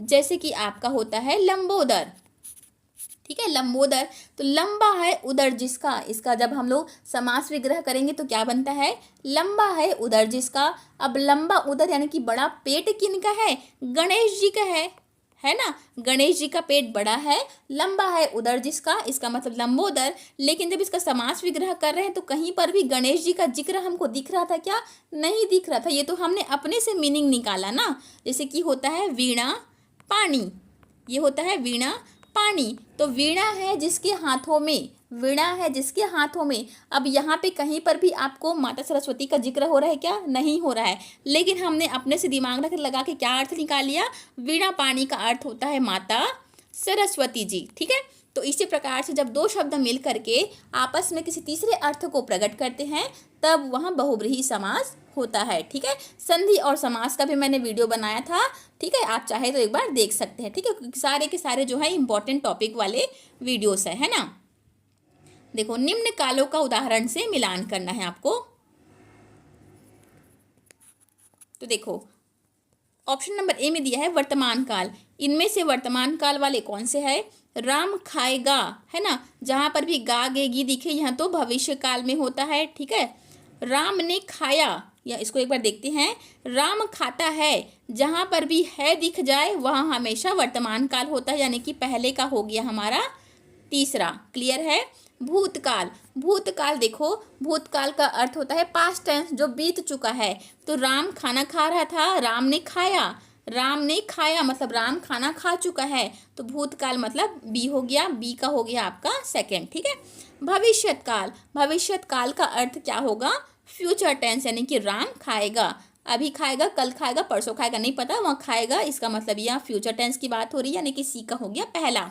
अपूर्ण भूतकाल में क्या होता है, जो क्रिया जो है पहले से चालू है और वह अभी भी चल रही होती है। ध्यान से सुनना, कुछ भी क्रिया है जो पास्ट में स्टार्ट की गई थी और वह अभी भी कंटिन्यू है, इसको अपूर्ण भूतकाल कहते हैं। ठीक है, पास्ट कंटिन्यूअस टेंस इंग्लिश में होता है इसका। तो राम खाना खा रहा था, मतलब मान लो आपने राम को जब लास्ट टाइम देखा था तब आपने क्या देखा था कि राम जो है वह खाना खा रहा था। हो सकता है वह अभी भी खा रहा हो कि नहीं खा रहा हो, यह दूसरी बात है, बट उस समय वह खाना खा रहा था। तो अपूर्ण भूतकाल कौन सा हो गया? ऑप्शन नंबर 4, राम खाना खा रहा था। ये हो गया डी का चौथा। ठीक है, तो ये हो गया 3 2 1 4। तो ऐसा ऑप्शन कहाँ पे है? 3 2 1 4 ऑप्शन नंबर डी में। क्लियर हो गया? तो इस प्रकार से काल वाले प्रश्न भी व्यापम पूछता है, तो ध्यान रखेंगे आप लोग। ये भी आपके थोड़े से आउट ऑफ सिलेबस वाले क्वेश्चन आ गए, फिर भी एक बार देख लो, है ना, 2 सेकंड में लगेगा इसको। तो श्रृंगार स्थायी भाव दिया है आपको, निम्न रसों को उनके स्थायी भाव से मिलाना है।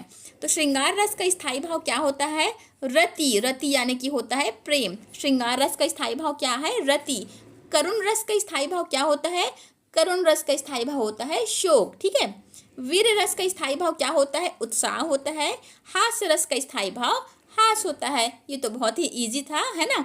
तो पहले का पहला, दूसरे का दूसरा, तीसरे का तीसरा, चौथे का चौथा।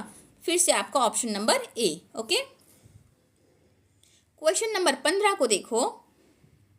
देखो, इस प्रकार के जो ऊट पटांग वाले प्रश्न हैं, है ना, ये आजकल व्यापम का फेवरेट बना है। तो इस प्रकार के प्रश्न को बल्कि इसको इसके बिल्कुल मत करना, है ना। देखो, आपको दिया है निम्नलिखित भाषा शैलियों का उदाहरण से मिलान करना है। भाषा दिया है, शैली आपको मतलब बताना है कौन कौन सा है, उदाहरण इनका दिया गया है। ऑप्शन नंबर ए में है ब्रज भाषा। तो ब्रज भाषा जो है, इसका उदाहरण कौन सा है? ब्रज भाषा का उदाहरण है ये वाला, देखो, सखी कहत हंसी हंसी हंसिकाई। ठीक है, ब्रज भाषा उदाहरण कौन सा है? सखी कहत हंसी हंसी हंसिकाई, यानी कि ए का हो गया तीसरा। ठीक है, अवधी भाषा। अवधी भाषा का उदाहरण इनमें से कौन सा है? इनमें से है आपका रामचरितमानस। रामचरितमानस की रचना किसमें हुई है? अवधी भाषा में। खड़ी बोली। खड़ी बोली किसको है? आधुनिक हिंदी हमारी क्या है? खड़ी बोली में लिखी गई है। और भोजपुरी, देखो कितना प्यारा सा सेंटेंस लिखा है, ए बाबू कहाँ जात हस। ए बाबू कहाँ जात हस, किसमें लिखा है? भोजपुरी, है ना। देखो, मैंने भोजपुरी वाला एक आठ वहाँ पे मूवी देख रही थी, है ना, ऐसा।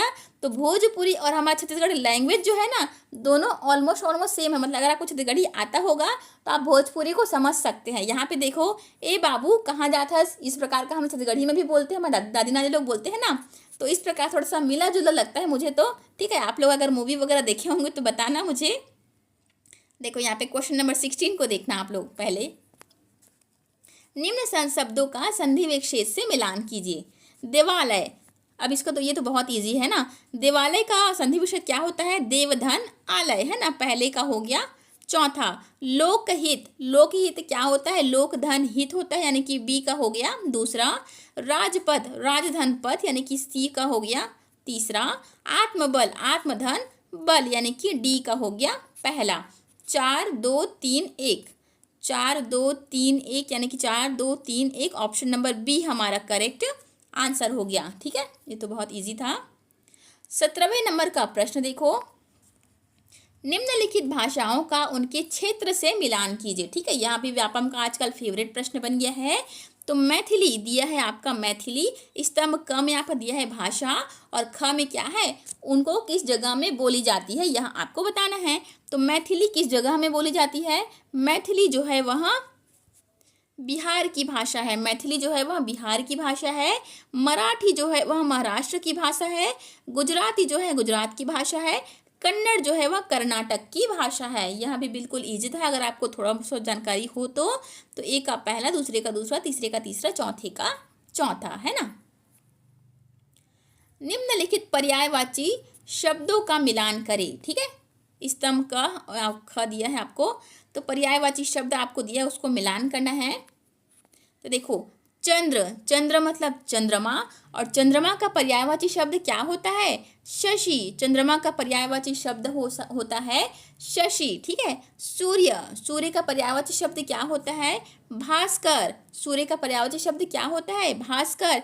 इसी को आदित्य भी कहते हैं, आदित्य। सूरज हो गया रवि, है ना। इस सब चीज़ को आपको ध्यान रखना है। सूरज, रवि, ये सब होते हैं सूर्य के पर्यायवाची। और शशि में क्या ऐड कर सकते हैं आप? सोम, चंद्रमा, ये सब किस में आते हैं? चंद्रमा के पर्यायवाची शब्द है। जल का पर्यायवाची शब्द क्या है? जल को बोलते हैं अम्बु। अम्बु जो है वह जल का पर्यायवाची शब्द है। पेय, पेय भी बोलते हैं इसको, ठीक है। लिख नहीं पा रही हूँ यहाँ पे, नहीं लिखा पा रहा है आप लोग, देखना। पेय भी बोलते हैं। पवन, पवन का अर्थ क्या होता है? वायु, यानी कि पहले का क्या हो गया? पहले का हो गया तीसरा, दूसरे का हो गया दूसरा, तीसरे का हो गया, कहाँ गया? ये था बी, ये है ए, सी का हो गया आपका पहला और डी का है चौथा। 3 2 1 4, 3 2 1 4 आपका ऑप्शन नंबर सी में है, ठीक है। तो इस प्रकार से आपको याद रखना है। निम्नलिखित संख्याओं के प्रकारों का उदाहरण से मिलान करना है, ठीक है। अब देखो यह वाला भी बहुत अच्छा प्रश्न है। व्यक्तिवाचक संज्ञा, व्यक्तिवाचक संज्ञा, यहाँ पे संज्ञा के प्रकार दिए हैं आपको और उसका उदाहरण दिया गया है। तो व्यक्तिवाचक संज्ञा, व्यक्ति से आप क्या समझते हैं? जब भी किसी व्यक्ति का नाम दिया हो, किसी व्यक्ति की पहचान दी हो, वह क्या होती है? व्यक्तिवाचक संज्ञा होती है। इसमें से नाम कौन सा है? इसमें से नाम है राम, तो व्यक्तिवाचक संज्ञा कौन सी है? राम हो गई। तो ए का हो गया हमारा चौथा, ठीक है। जातिवाचक संज्ञा, जातिवाचक संज्ञा क्या होता है? जब कुछ भी शब्द जो है, कोई भी शब्द जो है वह संपूर्ण जाति का बोध कराता है, उसको जातिवाचक संज्ञा कहते हैं। जैसे कि यहाँ पे दिया है मनुष्य, ठीक है। मनुष्य कहने से क्या अकेले राम की बात हो रही है क्या? कि अकेले श्याम की बात हो रही है, कि पप्पू की बात हो रही है, कि पिंकी की बात हो रही है, किसकी बात हो रही है? भाई मनुष्य कहने से वह संपूर्ण मानव जाति का बोध करा रहा है ना, इसीलिए यहाँ पे मनुष्य क्या हो जाएगा? जातिवाचक संज्ञा। जैसे कि एक एग्जाम्पल लो, जैसे कि मैं बोलती हूँ कुत्ता, ठीक है, कुत्ता बोलती हूँ, तो कुत्ता क्या है? कुत्ता एक प्रकार का जातिवाचक संज्ञा है, ठीक है। लेकिन अगर मैं बोल देती हूँ राम का कुत्ता, राम का कुत्ता, या मान लो टॉमी नाम होगा कुत्ते का, तो टॉमी कुत्ता बोल देते हैं, मान लो, है ना, टॉमी कुत्ता, तब यह क्या बन गई? तब यहाँ व्यक्तिवाचक संज्ञा बन गई, ठीक है। जब भी हम स्पेसिफिक पर्सन की बात करेंगे तो वो क्या होगा? व्यक्तिवाचक संज्ञा, और संपूर्ण जाति का बोध कराएगा, वह होती है जातिवाचक संज्ञा। तो ये क्या था हमारा? ए का हो जाएगा चौथा, बी का था हमारा दूसरा। और भाववाचक संज्ञा, भाव जिससे भाव प्रकट होता है वो होता है भाववाचक संज्ञा, यानी कि सी का हो गया तीसरा। और द्रव्यवाचक संज्ञा, मतलब जब भी हम पदार्थ की बात करेंगे तो क्या हो जाएगा? द्रव्यवाचक संज्ञा, यानी कि डी का हो गया पहला। 4 2 3 1, ऐसा ऑप्शन कहाँ पे है? 4 2 3 1, यानी कि ऑप्शन नंबर डी हमारा करेक्ट आंसर हो गया। क्लियर है? तो इस प्रकार से आपको हिंदी में भी प्रश्न आएंगे। अब यहाँ तो बहुत ईजी है ये वाला भी। निम्न लिंगों का उदाहरण से मिलान कीजिए, ठीक है। पुल्लिंग, पुल्लिंग कौन सा है इसमें से? पुल्लिंग है नारी, तो स्त्रीलिंग है बालक है ना। पुल्लिंग है हमारा बालक, यानी कि ए का क्या हो जाएगा? दूसरा। स्त्रीलिंग क्या है? नारी है, यानी कि बी का हो जाएगा पहला। नपुंसक लिंग कौन सा है? नपुंसक लिंग होता है फल, है ना, जिसमें जीवन नहीं होता, एक सेकंड, जिसमें जीवन नहीं होता उसको नपुंसक लिंग में गिनती करते हैं, ठीक है। जैसे कि कुर्सी, टेबल, ये सब में क्या है? जीवन है क्या? नहीं है, इसलिए यह नपुंसक लिंग में गिनती होता है। तो नपुंसक लिंग कौन सा हो गया? फल। उभय लिंग में किसको गिनती करते हैं? जो ना तो पुल्लिंग में गिनती होता है, ना तो स्त्रीलिंग में गिनती होता है, जो दोनों में होता है उसको नपुंसक उभय लिंग कहते हैं, ठीक है। तो विद्यार्थी क्या होता है? विद्यार्थी बोलने से छात्र भी आते हैं और छात्राएं भी आती हैं, इसलिए उभय लिंगी हो गया हमारा ऑप्शन नंबर 4, ठीक है। तो आंसर हमारा क्या बन गया था? पहले का था दूसरा, दूसरे का था ये था पहला, नपुंसक लिंगी था सी का तीसरा, और डी का था हमारा चौथा। 2 1 3 4, 2 1 3 4 यहाँ पे ऑप्शन दिया है, 2 1 3 4, ठीक है, दिया है, ये वाला हमारा आंसर हो गया, ठीक है। तो इस प्रकार से आपके हिंदी के भी 20 प्रश्न कंप्लीट हो गए। अच्छा, 21 प्रश्न यहाँ पे और दिया है। चलो, एक प्रश्न यहाँ पे बोनस मिल गया है आपको, है ना, आपको तैयारी करना है, एक प्रश्न बोनस भी मिल गया है। निम्न काल सूचक शब्दों का प्रकार से मिलान कीजिए, ठीक है। आज को आप किस काल में रखेंगे? आज को आप किस काल में रखेंगे, यहाँ आपको बताना है, ठीक है।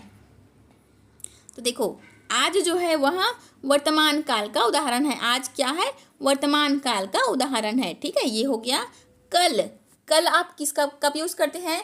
कल आप आने वाले कल के लिए भी बोलते हैं, और कल जो बीता हुआ कल है उसके लिए भी आप बात करते हैं, यानी कि भविष्य के लिए भी बात करते हैं और भूत के लिए भी बात करते हैं। तो कल क्या हो जाएगा? भूत, भविष्य, दोनों, यानी कि ये हो गया पहला। और पहले पहले हम लोग कब यूज़ करते हैं, जब हमको भूतकाल का बात करना हो तब हम लोग पहले शब्द का यूज़ करते हैं, यानी कि ये हो गया दूसरा। और आगे का यूज़ हम लोग कब करते हैं, जब हमको भविष्य में कुछ चीज़ की बात करनी हो तब हम लोग आगे शब्द का यूज़ करेंगे। तो 3 1 2 4 हमारा आंसर हो गया। ऐसा ऑप्शन है 3 1 2 4, यानी कि ऑप्शन नंबर सी हमारा करेक्ट आंसर हो गया। क्लियर है? तो चलो फिर हिंदी के आपके 20 प्रश्न कंप्लीट, आपके तो 20 प्रश्न आने वाले हैं। मैंने आपको 21 प्रश्न करवा दिए, और 21 प्रश्न भी नहीं फ्रेंड्स, मैं तो आपको हर प्रश्न को पूरा पूरा एक्सप्लेन करके बताती हूँ, 4 एक्स्ट्रा और ऐड करती हूँ, यानी कि जो आपको 100 प्रश्नों का ये जो सेट है ना कहीं आपके 300 से 400 प्रश्नों का सेट बन जाता है। ठीक है, तो मेरे पढ़ाने का तरीका तो यही है, मुझे आंसर बताओ और भाग जाओ, आगे बढ़ जाओ, इस प्रकार का मुझे नहीं आता है। मैं हमेशा ही ऐसा एक्सप्लेन करके ही पढ़ाती हूँ। तो अगर आपको मेरी कंटेंट अच्छी लगती है, पढ़ाने का तरीका अच्छा लगता है, तो मुझे कमेंट करके रिव्यू ज़रूर दीजिएगा। ठीक है, चलो फिर अब इंग्लिश के प्रश्नों में चलते हैं।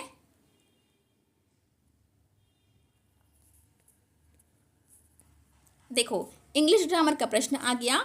क्वेश्चन नंबर 1 है, choose the correct form of the verb, है ना, क्रिया के जो सही रूप है उसको बताना है। तो she blank to the school every day, वह क्या करती है, रोज की रोज स्कूल जाती है, यानी कि यह क्रिया किस में हो रही है, यह जो है वह प्रेजेंट टेंस में भी हो रही होगी। वह रोज स्कूल जाती है, यह होती है एक प्रकार की नेचुरल क्रिया है। ठीक है, नेचुरल क्रिया है, यूनिवर्सल ट्रुथ वाली जो क्रियाएं होती है ना उसी में गिनती होती है। तो she blank to school every day, यानी कि इसका आंसर क्या हो जाएगा, she goes to school every day. Verb का फर्स्ट फॉर्म प्लस एस या ईएस लगता है इस प्रकार के केस में। ठीक है, जो यूनिवर्सल ट्रुथ होती है, जो हमेशा से घटना घट रही है, उसके लिए वर्ब का फर्स्ट फॉर्म प्लस एस या ईएस इस प्रकार से लगता है। ठीक है, सेलेक्ट द करेक्ट आर्टिकल्स। ठीक है, तो करेक्ट आर्टिकल कौन सा होगा आपको बताना है। I saw blank elephant in the zoo, है ना, मैंने क्या देखा, मैंने हाथी को देखा कहाँ, जू यानी कि जंगल में। तो यहाँ पे देखो एलिफेंट, एलिफेंट किससे चालू हो रहा है। अच्छा, आपको आर्टिकल्स का मैं बताती हूँ पहले। आर्टिकल्स देखो, इंग्लिश में आपके कितने स्वर होते हैं, इंग्लिश में आपके 5 स्वर होते हैं, ए ई आई ओ यू, है ना, ए ई आई ओ यू। इन सभी के पहले 90% केस में क्या लगता है, 90% केस में आपका एन आर्टिकल का प्रयोग होता है। ठीक है, स्वर से चालू होने वाले शब्दों के पहले एन आर्टिकल का प्रयोग होता है। 90% मैंने इसलिए बोला क्योंकि कुछ कुछ अपवाद भी होते हैं, जिसको अगर आपको जानना है तो आप लोग क्या करेंगे, इस वीडियो पे क्लिक करेंगे जहाँ पे मैंने बेसिक से लेके एडवांस तक की आपको आर्टिकल को एकदम अच्छे तरीके से समझाया है, एकदम सिंपल भाषा में समझाया, मतलब किसी को अगर कुछ भी नहीं आता हो तो भी वहाँ इस वीडियो से सीख सकता है। ठीक है, तो यहाँ पे देखो ई से चालू हो रहा है, इसलिए हम क्या आंसर लेंगे, ऑप्शन नंबर बी को। ठीक है, तो आर्टिकल और प्रेपोजिशन वाले क्वेश्चन आपसे बनने ही चाहिए, और यह जो है व्यापम का फेवरेट क्वेश्चन है, 2 से 3 प्रश्न इसमें से आते ही आते हैं, है ना। तो वीडियो को जरूर से एक बार आप लोग वॉच करेंगे। ठीक है, और कमेंट करके जरूर से बताएंगे कि वीडियो आपको कैसी लगी। क्वेश्चन नंबर 3 को देखो, आइडेंटिफाई द करेक्ट टेंस। ठीक है, करेक्ट टेंस को आपको बताना है। By next year I blank my degree, अगले साल तक मैं क्या कर लूँगी, अपना डिग्री कंप्लीट कर लूँगी। तो यहाँ पे देखो किस प्रकार का सेंस हमको मिल रहा है, हमको भविष्य का सेंस मिल रहा है। अगले साल तक मैं अपना डिग्री कंप्लीट कर लूँगी, तो भविष्य वाला यहाँ पे आपको कौन सा टर्म दिख रहा है, कंप्लीटेड तो पास्ट टर्म ही हो गया, कंप्लीट तो बिल्कुल नहीं होगा, ये तो बिल्कुल रॉन्ग है, हैव नहीं होगा, विल कंप्लीट। ठीक है, ये क्या हो जाएगा, by next year I will complete my degree. ठीक है, देखो क्वेश्चन नंबर 4 आ गया, चूज द करेक्ट प्रपोजिशन। ठीक है, फिर से प्रपोजिशन वाले क्वेश्चन आ गए। The cat is hiding blank the bed, बिल्ली क्या कर रही है, बिस्तर के नीचे छुप रही है, बिस्तर के नीचे छुप रही है। एक होता है बिस्तर, आप बिस्तर, यहाँ पे बिस्तर के नीचे ही छुपना पड़ेगा। मान लो पेड़ वाला भी आता है ना, बिल्ली के केस में पेड़ के पीछे छुप रही है, यहाँ भी आता है पीछे, और ये है आपका नीचे का सेंस दे रहा है। ठीक है, बिस्तर दिया इसलिए नीचे का सेंस दे रहा है, पेड़ का नीचे तो छुप नहीं सकते, तो पेड़ के पीछे होता है। ठीक है, तो दोनों केस में आपको क्या आंसर लगाना है मैं आपको बताती हूँ। तो the cat is hiding blank the bed, बिल्ली क्या कर रही है, बिस्तर के नीचे छुप रही है, और नीचे के लिए आपका आंसर क्या हो जाएगा, अंडर द बेड, ठीक है। द बिल्ली sorry the cat is hiding under the bed, ठीक है। बिल्ली क्या करे, बिस्तर के नीचे छुप रही है। और बिल्ली अगर पेड़ के पीछे छुपेगी, ठीक है, पेड़ के पीछे भी ये वाला प्रश्न भी पूछता है, तो इसके लिए हमको आंसर क्या लगाना पड़ेगा, बिहाइंड। बिहाइंड का अर्थ होता है बगल में या पीछे, बगल में या पीछे। The cat is hiding behind the tree, इस प्रकार का बनता है सेंटेंस, ठीक है। तो दोनों को आपको याद रखना है, ठीक है। देखो क्वेश्चन नंबर 5 है, select the correct synonym of happy. Synonym का अर्थ होता है समानार्थी शब्द, हैप्पी का अर्थ होता है खुशी। तो हैप्पी का अर्थ हमको समानार्थी शब्द बताना है। तो सैड मतलब तो दुखी होता है, लोनली मतलब तो अकेलापन होता है, एंग्री मतलब गुस्सा होता है। तो आंसर क्या हो जाएगा, जॉयफुल। जॉयफुल मतलब होता है आनंदमयी, ठीक है। खुशी का अर्थ आनंदमयी, जॉयफुल, ठीक है। Choose the correct form of adjective. Adjective क्या होता है, जो संज्ञा सर्वनाम की विशेषता बताता है उसको एडजेक्टिव कहते हैं। हिंदी में होता है विशेषण। तो इसमें से करेक्ट एडजेक्टिव आपको लगाना रहेगा, this is the blank movie I have ever seen, ठीक है। अच्छा यहाँ पे थोड़ा सा मिसप्रिंट हो गया है लग रहा है, ठीक है। अच्छा यहाँ पे देखो, this is the blank movie I have ever seen, यहाँ पे देखो क्या लगा है, द लगा है, ठीक है। यहाँ पे द लगा है, तो द के बाद हमेशा क्या लगना चाहिए, द के बाद हमेशा वर्ब का थर्स्ट फॉर्म लगना चाहिए। जैसे कि हार्ड होता है हार्ड, हार्डर, हार्डेस्ट, ये होता है ना। तो ये V1, V2, V3 वर्ब का थर्स्ट फॉर्म लगता है। तो यहाँ पे देखो गुड, बेटर, बेस्ट दिया होगा, बेस्ट, वेल दिया है ना। तो द के बाद हमेशा क्या लगता है, वर्ब का थर्स्ट फॉर्म यानी कि बेस्ट आएगा। This is the best movie I have ever seen, ठीक है। यहाँ बहुत ही अच्छी मूवी है अभी तक मैंने जो देखी है उसमें से। क्वेश्चन नंबर 7 को देखो, identify the correct passive voice, ठीक है। करेक्ट पैसिव वॉइस को आपको बताना है, राम रोट ए लेटर। अब ये तो बहुत ही सिंपल एग्जांपल हो गया, इसको तो हम लोग सबसे पहले जब वॉइस पढ़ते हैं इसी सेंटेंस को लिखते हैं, ठीक है। तो राम रोट अ लेटर, तो इसका पैसिव वॉइस क्या हो जाएगा, यहाँ पे देखो रोट मतलब यहाँ पे V2 है, V2 है मतलब यह पास्ट टेंस में है ना। तो यहाँ पे देखो a letter writes by Ram, यहाँ पे वर्ब प्लस एस लग गया है यानी कि ये प्रेजेंट टेंस में है। तो प्रेजेंट टेंस वाला तो हमारा वैसे भी आंसर नहीं होगा, या तो 200% कन्फर्म है। इसको देखो, a letter is written by Ram, तो क्या यह आंसर होगा, क्या नहीं। यहाँ पे फिर से यहाँ प्रेजेंट टेंस में है, इस लिखा यानी कि प्रेजेंट टेंस में है फिर से, इसलिए यह हमारा करेक्ट आंसर नहीं हो सकता। हैज़ बीन, हैज़ किस में आता है, हैज़ हो गया, हैव हो गया, फिर से यहाँ प्रेजेंट टेंस में आता है, इसलिए यहाँ भी आंसर नहीं होगा। लेकिन देखो ऑप्शन नंबर सी को, a letter was written by Ram, यह हमारा पास्ट टेंस में है, इसलिए यही हमारा करेक्ट आंसर होगा। क्लियर हो गया। चलो नेक्स्ट प्रश्न देखते हैं, choose the correct conjunction. Conjunction का अर्थ जो हमने अभी देखा था ना हिंदी में, समुच्चय बोधक यानी कि जोड़ने वाला शब्द, उसी को इंग्लिश में कंजंक्शन कहते हैं, ठीक है। तो देखो, I was late blank I missed the bus, मैं लेट हो गया इसलिए मैं क्या कर दिया, बस जो है वह मुझसे मिस हो गई, छूट गई, ठीक है। तो इसको, इन दोनों सेंटेंस को जोड़ने वाला शब्द इनमें से कौन सा होना चाहिए। देखो आई वॉज लेट, मैं लेट हो गया इसलिए, यहाँ पे शब्द कौन सा आ रहा है हिंदी के हिसाब से देखें तो, इसलिए मेरी बस छूट गई, ठीक है। तो और आना चाहिए क्या, एंड का अर्थ क्या होता है, और होता है। तो और तो हमारा आंसर नहीं होगा। बट का अर्थ होता है परंतु, तो परंतु भी नहीं, आंसर यहाँ पे जम नहीं रहा है। देखो मैं लेट हो गया परंतु मेरी बस छूट गई, यह कुछ सेंस जम रहा है क्या, तो यहाँ भी नहीं जम रहा है। बिकॉज, बिकॉज का अर्थ होता है क्योंकि, बिकॉज का अर्थ क्या होता है, क्योंकि, है ना। तो क्योंकि मैं लेट हो गया क्योंकि मेरी बस छूट गई, यहाँ भी कुछ जम रहा है, यहाँ भी नहीं जम रहा है। तो देखिए, लेकिन देखो सो का अर्थ होता है इसलिए, मैं लेट हो गया इसलिए मेरी बस छूट गई, ठीक है। तो करेक्ट आंसर हमारा क्या हो जाएगा, ऑप्शन नंबर सी, ठीक है। इसी प्रकार से आपको समझ के आंसर लगाओगे ना, तो कभी भी आपके आंसर रॉन्ग नहीं होंगे। क्वेश्चन नंबर 9 को देखो, select the correct question tag. अब क्वेश्चन टैग क्या होता है, प्रश्न पूछना एक प्रकार से आप कह सकते हैं। जैसे कि मैं अगर आपको बोलती हूँ कि मैंने खाना खाया, मैंने खाना खाया, और आप अगर पूछेंगे क्या सच में आपने खाना खा लिया, अगर आप ऐसा पूछेंगे तो क्या सच में आपने खाना खा लिया, तो आप एक प्रकार से मुझे क्वेश्चन कर रहे हैं, मैं आपको पॉजिटिव आंसर दे रही हूँ, और आपका क्वेश्चन करने का तरीका कैसे हो जाएगा, नेगेटिव हो जाएगा। यही आपका क्वेश्चन टैग होता है। सेंटेंस अगर पॉजिटिव में रहे तो क्वेश्चन टैग जो लगाते हैं नेगेटिव में लगाते हैं, और अगर सेंटेंस अगर नेगेटिव में रहता है तो क्वेश्चन टैग को पॉजिटिव में रखते हैं। समझ में आया? अगर नहीं समझ में आया तो प्रॉपर वीडियो बना दूंगी, क्योंकि अभी ज़्यादा समझाना पॉसिबल नहीं है, वीडियो बहुत ही लंबा हो जाएगा। ठीक है, तो देखो शी इज़ कमिंग, वह आ रही है, ये पॉजिटिव सेंटेंस है कि नेगेटिव सेंटेंस है? ऑफ कोर्स वह आ रही है, मतलब यह एक प्रकार से पॉजिटिव सेंटेंस है।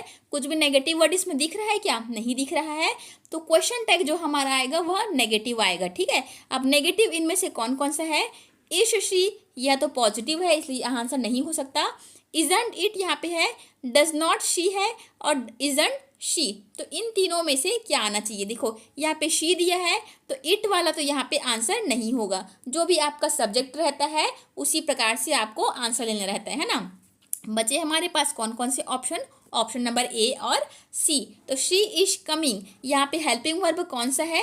हेल्पिंग वर्ब है हमारा इज। तो इसी प्रकार से क्वेश्चन टैग बनाएंगे, जो भी हेल्पिंग वर्ब रहेगा उसमें हम लोग नॉट जोड़ देंगे। तो इज प्लस नॉट करेंगे तो क्या आता है? इज, इसको शॉर्ट फॉर्म में ऐसा लिखते हैं ना, यहाँ पे एन के ऊपर में अपोस्ट्रॉफी, इजंट सी, यानी कि हमारा आंसर हो जाएगा ऑप्शन नंबर ए, इजंट सी। अगर यहाँ पे होता, मान लो आर होता, एग्जाम्पल है, दूसरा कोई सेंटेंस होता और यहाँ पे आर होता, तो हम लोग कैसे आंसर लेते? आर नॉट, आर नॉट, इसको जब हम लोग कंबाइन करते तो क्या आता? आरंट, इस प्रकार का हो जाता है। ठीक है, जो भी यहाँ पे हेल्पिंग वर्ब दिया है उस प्रकार से आपको आंसर लगाना रहता है। अगर आप कमेंट करेंगे तो मैं एक प्रॉपर इसी टॉपिक का 10-15 मिनट का वीडियो बना दूंगी। ठीक है, क्वेश्चन नंबर 10 को देखना, चूज द करेक्ट प्रपोजिशन। फिर से प्रपोजिशन आ गए। He is interested blank music, वह म्यूजिक में इंटरेस्ट रखता है। म्यूजिक में के लिए कौन सा वर्ड होता है? इंग्लिश में के लिए वर्ड होता है इन। ठीक है, एक प्रकार से यह फिक्स प्रपोजिशन की श्रेणी में भी आता है। इंटरेस्टेड के साथ हमेशा इन प्रपोजिशन का यूज होता है। ठीक है, तो he is interested in music. कुछ फिक्स वाले और मैं फटाफट से आपको बताती हूँ। एक होता है फॉन्ड, फॉन्ड का अर्थ होता है इच्छा करना, तो फॉन्ड के साथ हमेशा ऑफ प्रपोजिशन का प्रयोग होता है, फॉन्ड ऑफ म्यूजिक, इस प्रकार का। एक होता है नोन, है ना, नोन होता है, तो नोन के साथ हमेशा क्या लगता है? Known to, he is known to me, वह मेरे द्वारा जाना जाता है। ठीक है, तो ये कुछ फिक्स वाले होते हैं। अगर आपको प्रॉपर तरीके से जानना है एकदम बेसिक से, तो इस वीडियो को एक बार वॉच कर लेना। ठीक है, जिसमें मैंने एकदम बेसिक से समझाया है। क्वेश्चन नंबर 11 को देखना अब, choose the correct plural form. Plural मतलब होता है बहुवचन, तो इसमें से चाइल्ड का बहुवचन कौन सा होगा आपको बताना है। तो चाइल्ड का बहुवचन क्या होता है? चाइल्ड नहीं होता, चिल्ड्रन भी नहीं होता, चाइल्ड्स भी नहीं होता, चिल्ड्रन। चाइल्ड का बहुवचन क्या होता है? चिल्ड्रन होता है। ठीक है, क्वेश्चन नंबर 13 को देखो, choose the correct verb form है ना, V1 V2 V3 जो मैंने बताया था अभी आपको। They blank to the party last night, उन लोग क्या किए थे? लास्ट नाइट, यानी कि बीते हुए कल की बात हो रही है। लास्ट में मतलब क्या है? बीते हुए कल, और बीते हुए कल मतलब क्या है?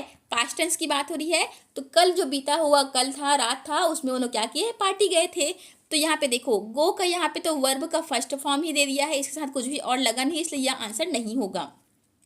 गॉन जो बता रहा है आपका वर्ब का थर्ड फॉर्म बता रहा है, जबकि आपको पास्ट टेंस में चाहिए, तो यहाँ भी आंसर नहीं होगा। गोइंग जो है वह कंटिन्यूअस टेंस को बता रहा है, इसलिए यहाँ भी आंसर नहीं होगा। वेंट, देखो होता कैसे है? गो, वेंट, गॉन, इस प्रकार का होता है ना। तो ये होता है प्रेजेंट टेंस के लिए, ये होता है पास्ट के लिए, और ये होता है फ्यूचर टेंस के लिए होता है। तो पास्ट वाला कौन सा हो गया? वेंट हो गया, यानी कि ऑप्शन नंबर सी हमारा करेक्ट आंसर हो गया। They went to the party last night. ठीक है, क्वेश्चन नंबर 14 को देखना, सेलेक्ट द करेक्ट प्रपोजिशन। फिर से, she is good blank singing, she is good, यह भी फिक्स प्रपोजिशन वाले में आते हैं। तो she is good at, good के साथ हमेशा क्या लगता है? एट प्रपोजिशन का प्रयोग होता है। तो she is good at singing. ठीक है, एट हमारा करेक्ट आंसर हो जाएगा। वीडियो को जरूर से वॉच करना फ्रेंड्स, जिसमें मैंने डिटेल्स में आपको बताया है। चूज द करेक्ट टेंस, है ना, फटाफट से आंसर लगाते जाना, थोड़ा सा फास्ट वे में कर रही हूँ, है ना। चूज द करेक्ट टेंस यहाँ पे, by 2026 I blank in this company for 5 year. अभी क्या चल रहा है? 2025 चल रहा है। 2026 के आते आते मुझे इस कंपनी में काम करते करते क्या हो जाएगा? 5 साल कंप्लीट हो जाएगा, या इसका कहना है। ठीक है, तो क्या हो जाएगा इसका आंसर? वर्क है, विल वर्क है, विल है वर्क या वर्कड है। तो इसका आंसर क्या होना चाहिए? इसका आंसर होना चाहिए option number C, I will have work. ठीक है, 2026 के आते आते मुझे इस कंपनी में काम करते करते 5 साल हो जाएंगे, तो विल हैव है ना, हो जाएंगे के लिए will have completed. Question number 16 को देखो, identify the type of sentence. ठीक है, यह सेंटेंस जो दिया है यह किस प्रकार का सेंटेंस है आपको बताना है।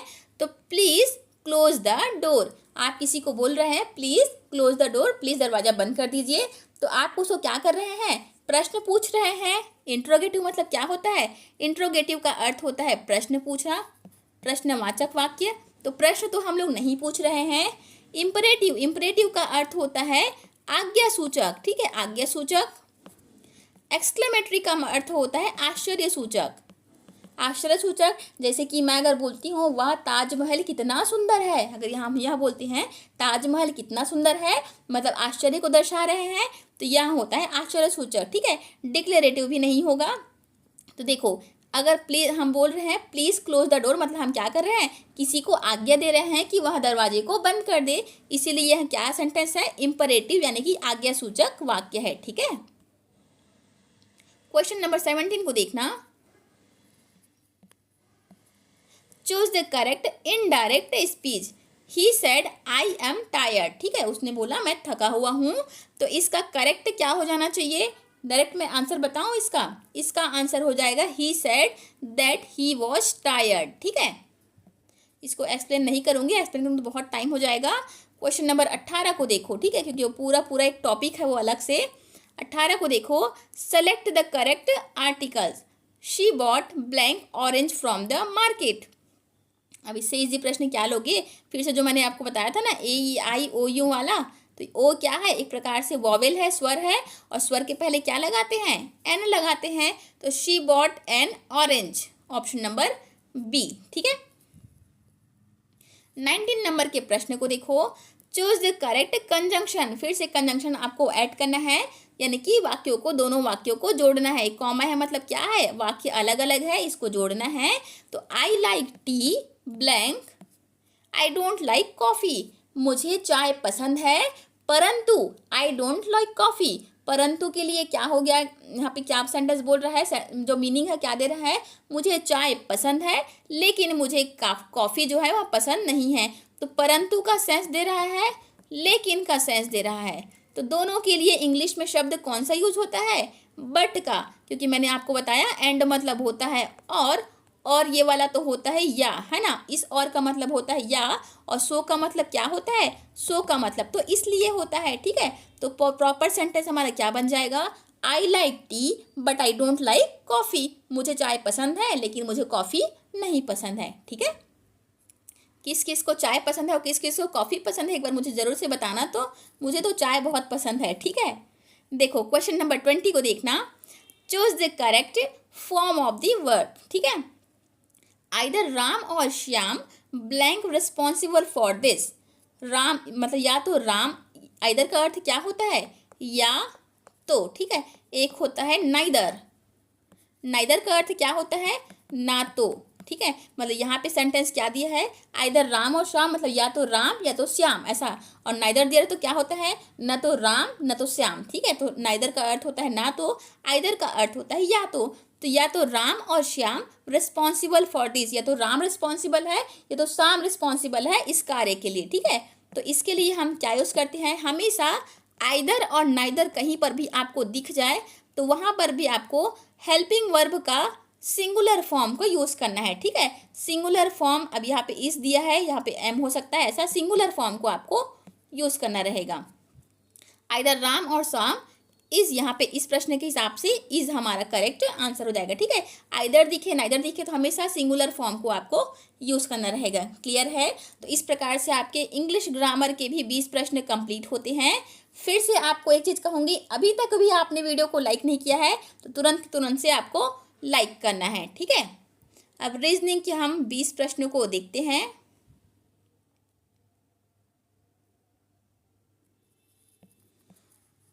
देखो क्वेश्चन नंबर 1 दिया है, फाइंड मिसिंग नंबर। आपको मिसिंग नंबर फाइंड करना है। ठीक है, देखो इस प्रकार को कैसे बनाएंगे, इस प्रकार के प्रश्न को। देखना यहाँ पे कॉलम 1 है, कॉलम 2 है, कॉलम 3 है ना। तो कॉलम 1 को देखो, यहाँ पे 3 दिया है तो हमने 3 लिख दिया। कॉलम 3 को देखो, यहाँ पे 11 लिख रहा है तो हमने 11 लिख दिया। इन दोनों को प्लस कर दो तो 3 + 11 कितना होता है?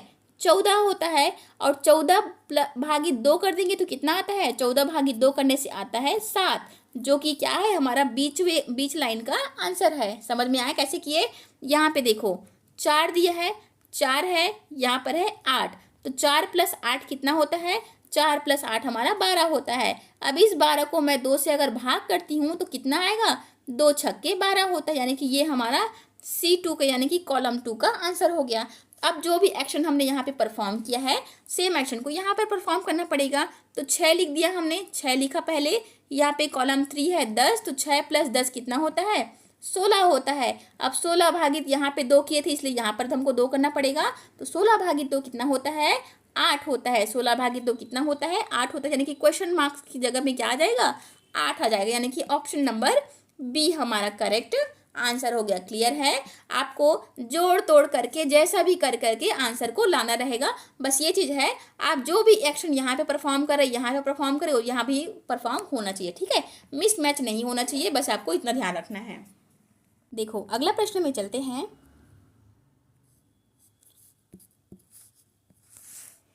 यदि रिवर को इस कोड के रूप में लिखा जाता है तो वाटर को कैसे लिखेंगे आपको बताना रहेगा। तो देखो यहाँ पे रिवर को हमने पहले लिखा, ये इसका कोड क्या है? SJUFS। ठीक है, अब रिवर से हमको इस कोड में जाना है तो क्या करना पड़ेगा? R के बाद क्या आता है? R के बाद S आता है, यानी कि +1 हुआ है। I के बाद क्या आता है? J आता है, यानी कि यहाँ पर भी +1 हुआ है। U के बाद क्या आता है? सॉरी ये V था ना, V। यहाँ पे V से पहले क्या आता है? V से यहाँ पे -1 हुआ है। U के बाद V आता है ना, यानी कि -1 हुआ है। E के बाद यहाँ पे F आता है, यानी कि यहाँ पर +1 हुआ है। R के बाद S आता है, यानी कि यहाँ पर भी +1 यहाँ हुआ है, यानी कि +1 यहाँ पर -1 फिर +1 ठीक है। उसी प्रकार से वाटर का कोडिंग करो। तो वाटर हमने लिख लिया यहाँ पे वाटर। अब देखो पहले W में हमको क्या करना पड़ेगा? W में +1 करने पड़ेगा। तो W के बाद क्या आता है? X आता है। A के बाद क्या आता है? +1 करेंगे तो A के बाद B आता है। ठीक है, लेकिन T में यहाँ पे जैसे कि -1 यहाँ पे बीच वाले में हुआ था, इसलिए यहाँ पे -1 करेंगे। तो T से पहले क्या आता है? T से पहले S आता है। E के बाद क्या आता है? E के बाद +1 करेंगे तो F आता है। R के बाद क्या आता है? +1 करने पे S आता है, यानी कि SBSFS ऐसा ऑप्शन है क्या? ऑप्शन तो यहाँ पे मिसमैच हो रहे हैं। ठीक है, इसी प्रकार से तो आना चाहिए। एक बार शायद ऑप्शन मिसमैच हो गया, एक बार आप लोग ध्यान से देख लेंगे। ठीक है, देखो नेक्स्ट प्रश्न को देखना। निम्नलिखित संख्या श्रृंखला में अगला नंबर कौन सा होगा आपको बताना है। तो यह तो बहुत इजी है। 2 से हमको 6 में जाना है तो क्या करना पड़ेगा? 2 से 6 में जाना है तो हमको +4 करना पड़ेगा। 6 से हमको 12 में जाना है तो क्या करना पड़ेगा? +6 करना पड़ेगा। 12 से हमको 20 में जाना है तो क्या करना पड़ेगा? +8 करना पड़ेगा। और 20 से हमको 30 में जाना है तो क्या करना पड़ेगा? 20 + 10 होता है 30। तो देखो यहाँ पे पैटर्न कैसा बन रहा है?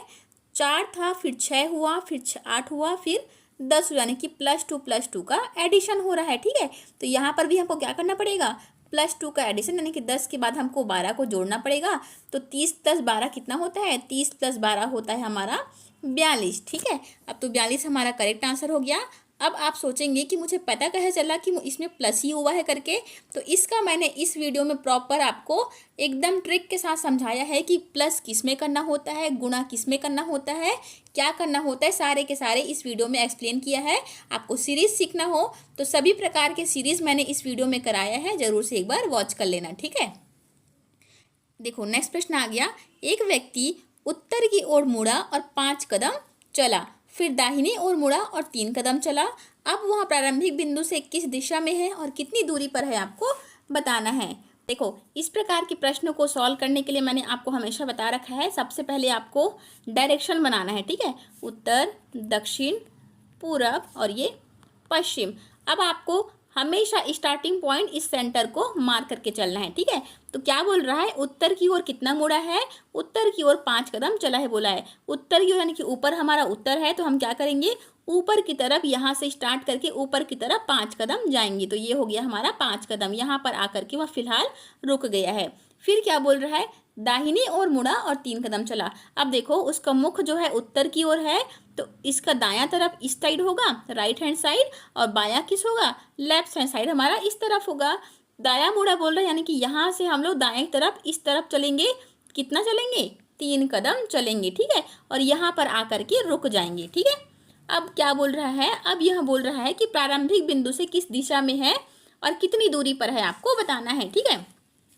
तो देखो स्टार्टिंग पॉइंट हमारा ये वाला था, एंडिंग पॉइंट हमारा ये वाला हो गया। तो इन दोनों के बीच की दूरी ये वाली है, यही हमको निकालना है। ध्यान से देखना, आप लोग को एग्जाम में ना यहाँ पे ऑप्शन में ई भी लिखा रहेगा, यहाँ पे जिसमें 8 लिखा रहेगा। 8 कैसे, यहाँ से उसने चलना चालू किया 5 कदम, यहाँ से आकर के रुका माने कि 3 कदम, 5 3 कितना होता है 8। आप लोग क्या करेंगे, 8 को मार्क करके आ जाएंगे ना। लेकिन ऐसे मार्क नहीं करना है। यहाँ पे देखो ये था 5, ये है 3, यहाँ से हमको ये वाला डिस्टेंस को मार्क करना है, ठीक है। तो देखो कैसे करेंगे, पाइथागोरस प्रमेय आपने मैथ्स में पढ़ा होगा। तो क्या होता है, कर्ण का स्क्वायर बराबर लंब का स्क्वायर प्लस आधार का स्क्वायर, ये होता है ना। तो कर्ण का स्क्वायर हमको निकालना है, इसको बोलते हैं कर्ण। कर्ण कितना दिया है, x मान लेते हैं। लंब कितना दिया है हमारा, 5 दिया है, तो 5 का स्क्वायर ये हो गया। और आधार कितना दिया है, 3 दिया है, तो 3 का स्क्वायर ये हो गया। 5 का स्क्वायर कितना होता है, 5 पंजे 25 होता है, और 3 तिया 9 होता है, यानी कि 25 प्लस 9 करेंगे तो कितना आता है, 25 प्लस 9 करने से आता है 34। और कर्ण का स्क्वायर था हमारा ना, कर्ण का स्क्वायर बराबर आया है 34। तो कर्ण बराबर क्या हो जाएगा, कर्ण बराबर हो जाएगा स्क्वायर के अंदर में 34, यानी कि √34, ठीक है। तो ये हो गया हमारा 34। अब देखो 34 यहाँ पर भी है, यहाँ पर भी है, यहाँ पर भी है। ऑप्शन नंबर डी नहीं होगा, ये हमको कंफर्म हो गया। अब देखो दिशा भी हमको निकालना था, तो दिशा कैसे निकालेंगे, स्टार्टिंग पॉइंट हमारा है ये वाला, और एंडिंग पॉइंट वहाँ पे कहाँ पे जाके रुका है, इस दिशा में जाकर के रुका है।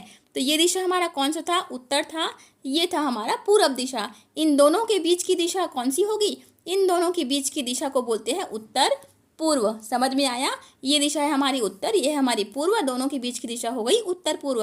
यानी कि उत्तर पूर्व दिशा में √34 किलोमीटर कदम दूर वहाँ खड़ा हुआ है, ठीक है। समझ में आया, इन दोनों के बीच की दिशा जैसे कि पूछ दिया मान लो, तो ये हो गया पश्चिम, ये हो गया दक्षिण, दोनों के बीच की दिशा क्या हो जाएगी, दक्षिण पश्चिम। क्लियर है, तो इसी प्रकार से आपको आंसर निकालना रहेगा, है ना। देखो एनालॉजी प्रश्न का आ गया है, यहाँ पे हैंड दिया है, यहाँ पे फिंगर दिया है, फुट दिया है, तो इसका आंसर क्या होगा आपको बताना है। यानी कि हैंड का जो संबंध फिंगर से है, तो फुट का संबंध किससे होगा आपको बताना है, ठीक है। तो हाथ, हैंड मतलब होता है हाथ, फिंगर मतलब होता है उंगलियां। तो हाथ की उंगलियों, हाथ में जिस प्रकार उंगलियां होती है, तो पैर में क्या होता है, पैर में भी तो उंगलियां होती हैं, आप बोलेंगे, लेकिन पैर की उंगलियों को बोलते क्या है, यह एक्चुअली में प्रश्न है, ठीक है। तो पैर की उंगलियों को टो बोलते हैं, ठीक, टो बोलते हैं, या तो अंगूठा भी बोलते हैं, ठीक है। अंगूठा भी हिंदी में रहेगा तो भी आंसर सही है, टो बोलते हैं, ठीक है। देखना ब्लड रिलेशन वाले प्रश्न आ गए। रोहन की माँ सीता की बहन है। देखो ऐसा दिया हुआ है, रोहन यहाँ पे है, रोहन, रोहन की माँ कौन है, यहाँ पे इनकी माँ है, स्त्री को हमने गोला बना दिया है, माँ है यहाँ पे, रोहन की माँ सीता की बहन है बोल रहा है। यानी कि रोहन की माँ जो है कौन है, सीता, और ये कौन है, रोहन की माँ और सीता आपस में बहन है, यानी कि ये भी लेडीज है, औरत है, इसलिए हमने भी इसको सर्कल कर दिया, ठीक है। सीता की पुत्री कौन है, मीरा है। सीता की एक पुत्री है जिसका नाम क्या है, मीरा है। बस इतना ही आपको बनाना है डायग्राम। तो मीरा का रोहन से क्या संबंध है, ये आपको बताना है। मीरा का रोहन से क्या संबंध है, मीरा की माँ कौन है, सीता है। एक सेकेंड, मीरा की माँ कौन है, सीता है, और सीता की बहन कौन है, सीता की बहन है हमारी रोहन की माँ। तो आपकी माँ की बहन, आपकी माँ की बहन क्या हुई, आपकी मौसी हुई, या तो आपकी बड़ी मम्मी हुई। और बड़ी मम्मी के बेटे को आप क्या बोलते हो, भाई बोलते हो ना। तो यही आपका आंसर हो जाएगा, भाई या बहन। सॉरी, यहाँ पे मीरा का संबंध बताना था ना, तो ये हो जाएगा बहन, ठीक है। क्या बोला गया है आपको ध्यान से एक बार देख लेना है, ठीक है। देखो यहाँ पे क्वेश्चन आया है अगला, यदि 7 गुणित 5 बराबर 30 है तो 9 गुना 30 बराबर 30 है, तो 8 गुना 6 बराबर क्या होगा आपको बताना है। ठीक है, तो देखो इसमें किस प्रकार का लॉजिक इस्तेमाल किया गया है। इसमें लॉजिक इस्तेमाल हुआ है a Guna b minus a का। देखो किस प्रकार का, यहाँ पे देखो 7 इंटू 5 दिया है, 7 इंटू 5 बराबर, पहले करो 7 गुणा 5 करो माइनस का 5 करो, तो 7 पंचे कितना होता है, 7 पंचे होता है 35 माइनस का 5, इस कितना आ जाएगा, 35 में 5 गया तो 30 आएगा। 30 हमारा यहाँ पर दिया हुआ है। 9 क्रॉस 3 को हल करो तो 9 क्रॉस 3 हो जाएगा 9 गुणा 3, यहाँ पे इस प्रकार से हम लोग चल रहे हैं ना। माइनस का यहाँ पे 3 करो तो 9 3 कितना हो गया 27, 27 माइनस 3 करेंगे तो कितना आता है, ये प्रश्न में मिस्टेक हो गया, 24 है। ठीक है, 27 माइनस 3 करेंगे तो आएगा 24। ठीक है, ये वाला हो गया। 8 क्रॉस 6 करो, 8 गुणा 6 करो, माइनस का यहाँ पे इसको माइनस करना रहेगा तो 6 कर दिया, 8 6 होता है 48, 48 माइनस 6 करने पे कितना आएगा 42, 42 हमारा करेक्ट आंसर हो गया। ठीक है, तो थोड़ा सा दिमाग लगाना रहेगा, कोडिंग डिकोडिंग में थोड़ा सा इस प्रकार के कन्फ्यूजन होता ही है। ठीक है, देखो प्रश्न नंबर 7 दिया गया है स्टेटमेंट और कंक्लूजन वाले। स्टेटमेंट आपको दिया है सभी गुलाब फूल लाल है, बोल रहा है सभी गुलाब फूल क्या है, सभी गुलाब फूल जो है वह लाल है, ये हमने बना लिया ऐसा। तो कंक्लूजन में बोल रहा है कुछ गुलाब जो है, कुछ गुलाब फूल लाल है। देखो अगर सही सभी यहाँ पे सेंटेंस दिया है तो कुछ वाले को ये होता है सभी, अगर करेक्ट है तो कुछ वाला हमारा ऑटोमेटिकली करेक्ट होता है, ये आपने सिलोजिज्म वाले चैप्टर में पढ़ा होगा। ठीक है, और सभी लाल क्या है, सभी लाल फूल गुलाब है। हमारे पास यहाँ पे सिर्फ और सिर्फ लाल का डिस्क्रिप्शन दिया गया था, लाल फूल का डिस्क्रिप्शन नहीं दिया गया था, है ना। तो यहाँ पे शब्दों को आपको ध्यान रखना है, यहाँ पे लाल फूल दिया है और हमको सिर्फ यहाँ पे लाल कलर का डिस्क्रिप्शन दिया गया था, लाल फूल का नहीं दिया गया था। ठीक है, तो केवल और केवल पहला वाला सही है। ठीक है, फटाफट क्वेश्चन करेंगे क्योंकि बहुत टाइम हो जा रहा है, ऐसे में बहुत वीडियो लंबा हो रही है। श्रृंखला में अगला अक्षर क्या होगा आपको बताना है। ठीक, देखो ए से अगर हमको सी में जाना है तो क्या छूटा है, ए के बाद बी छूटा है। सी से हमको एफ में जाना है तो क्या छूटा है, सी के बाद डी आता है, फिर ई आता है, यानी कि 2 छूटा है। पहले में +1 हो रहा था, दूसरे में +2 हो गया। एफ से हमको जे में जाना है तो क्या छूटा है, एफ के बाद क्या आता है, E F G H I, यानी कि +3 छूटा है। ठीक है, और जे से हमको ओ में जाना है तो क्या हो जाएगा,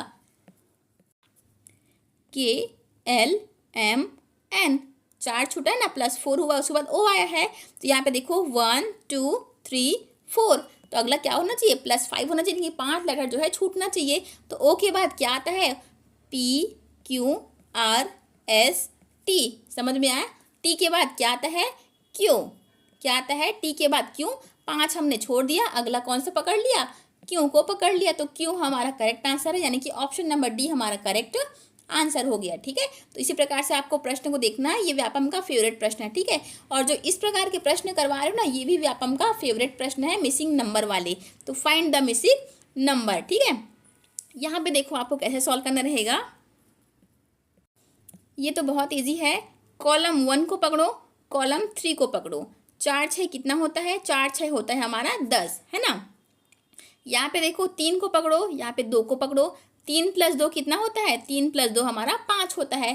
तो उसी प्रकार से जैसा हमने कॉलम यहाँ पे रो 1 में किया, रो 3 में किया, यहाँ पे देख लो 7 को पकड़ो, 8 को पकड़ो, तो 7 + 8 कितना होता है, 7 दूनी 14 और 1 15, 15 हमारा करेक्ट आंसर हो जाएगा। यहाँ पे ऑप्शंस गलत दिए हैं। ठीक है, निम्नलिखित श्रृंखला में अगला नंबर क्या होगा, ये आपको बताना रहेगा। तो 3 9 27 81, यह भी बहुत इजी है। 3 से हमको 9 में जाना है तो क्या करना पड़ेगा, 3 तिया होता है 9, गुणा का सीरीज चल रहा है, 9 तिया कितना होता है, 9 तिया 27 होता है, और 27 में गुणा 3 करेंगे तो कितना आता है, 81 आता है। तो देखो 3 3 का सीरीज चल रहा है तो अगला भी क्या करेंगे, गुणा 3 करेंगे। तो 81 गुणा 3 कितना होता है, 81 गुणा 3 करने पे 243 आंसर आता है, यानी कि ऑप्शन नंबर सी हमारा करेक्ट आंसर हो गया। ठीक है, सीरीज वाले वीडियो को फ्रेंड्स एक बार जरूर से वॉच करना, उसमें आपको इस प्रकार के जो क्वेश्चंस होते हैं ना उसको आसान तरीके से कैसे सॉल्व करते हैं एकदम बेसिक से मैंने आपको समझाया है, ठीक है। देखो ब्लड रिलेशन वाले प्रश्न आ गए।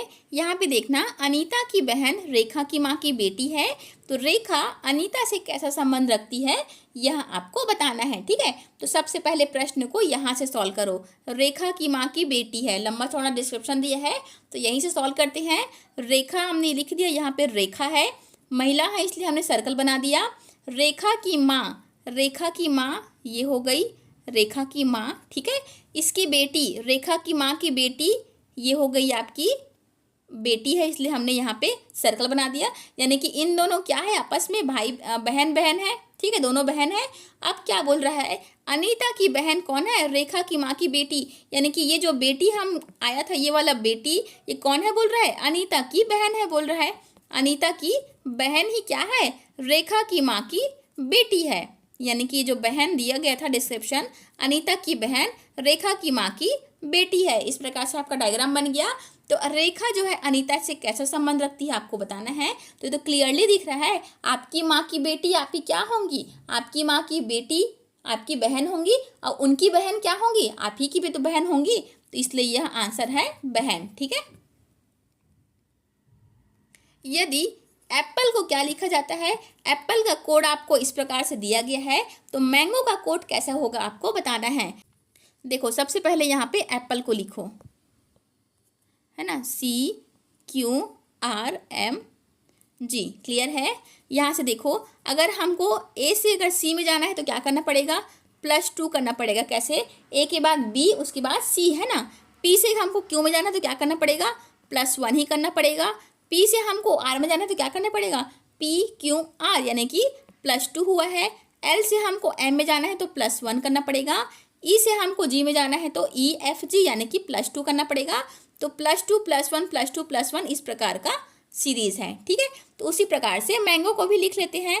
मैंगो हमने लिख लिया ऐसा। अब यहाँ पे +2 करो तो M+2 कितना होता है, M+2 हमारा O होता है। A+1 कितना होता है, A+1 हमारा B होता है। तो यहाँ पे +2 +1, यहाँ पर भी +2 करना पड़ेगा।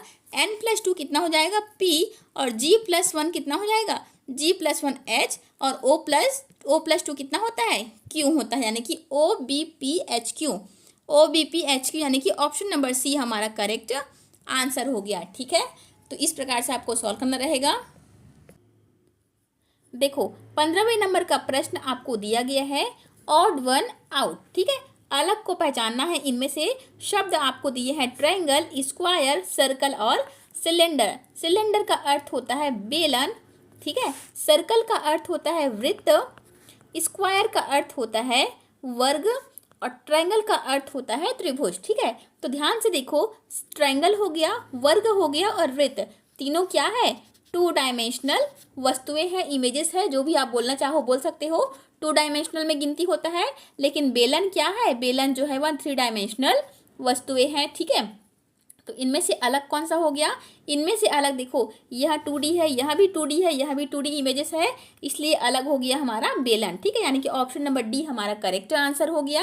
अब आपको मान लो दिया रहता यहाँ पे सिलेंडर का सिलेंडर, यानी कि बेलन ही दिया रहता, ठीक है। और सर्कल का मान लो यहाँ पे, सर्कल का 3 डायमेंशन क्या होता है, गोला होता है ना, गोला होता है, स्फीयर बोलते हैं उसको इंग्लिश में। स्क्वायर के जगह में आपको मान लो यहाँ पे घन दिया रहता, ठीक है, बॉक्स दिया रहता, तब आपका आंसर इसमें से क्या होता, तुरंत के तुरंत कमेंट करके मुझे बताओ, ठीक है। अगर आपको आंसर नहीं पता इसका तो एक बार आप लोग कमेंट बॉक्स चेक करना, वहाँ पे मैं कमेंट को पिन कर दूंगी, ठीक है। तो आपको दिया रहता मान लो कि बात ट्रायंगल, घन, गोला और बेलन दिया रहता, तब आप इसका आंसर क्या लेते, तुरंत के तुरंत मुझे कमेंट करके बताएंगे, ठीक है। और सबके सबको कमेंट करना है, कोई चोरी नहीं चलेगी, ठीक है। देखो एनालॉजी का प्रश्न आ गया है, नाइफ दिया है, कट दिया है, पेन दिया है यहाँ पे, ये तो बहुत इजी हो गया। इस प्रकार के प्रश्नों को मैंने एनालॉजी वाले चैप्टर में करवाया भी है। तो नाइफ यानी कि होता है चाकू, और चाकू से हम लोग क्या करते हैं, कटिंग का कार्य यानी कि कट करते हैं। और पेन क्या होता है, पेन से हम लोग लिखने का कार्य करते हैं। ऐसा ऑप्शन है क्या, हाँ बिल्कुल है। यहाँ पे देखो ऑप्शन नंबर ए यानी कि राइट हमारा करेक्ट आंसर हो जाएगा, ठीक है। यहाँ पे आपको दिया है लॉजिकल पजल। क्वेश्चन नंबर 17 आ गया। यदि 7 + 2 = 63 है, 5 + 3 = 40 है, तो 6 + 4 बराबर क्या होगा आपको बताना रहेगा। तो किस प्रकार के ट्रिक में यह कार्य करेगा, यहाँ ट्रिक पहले सुन लो। a गुणा b + a, किस ट्रिक में यह कार्य करेगा, a गुणा b + a। दिखाती हूँ अभी कैसे होगा। a की जगह यहाँ पे 7 है, b की जगह पे 2 है, ठीक है।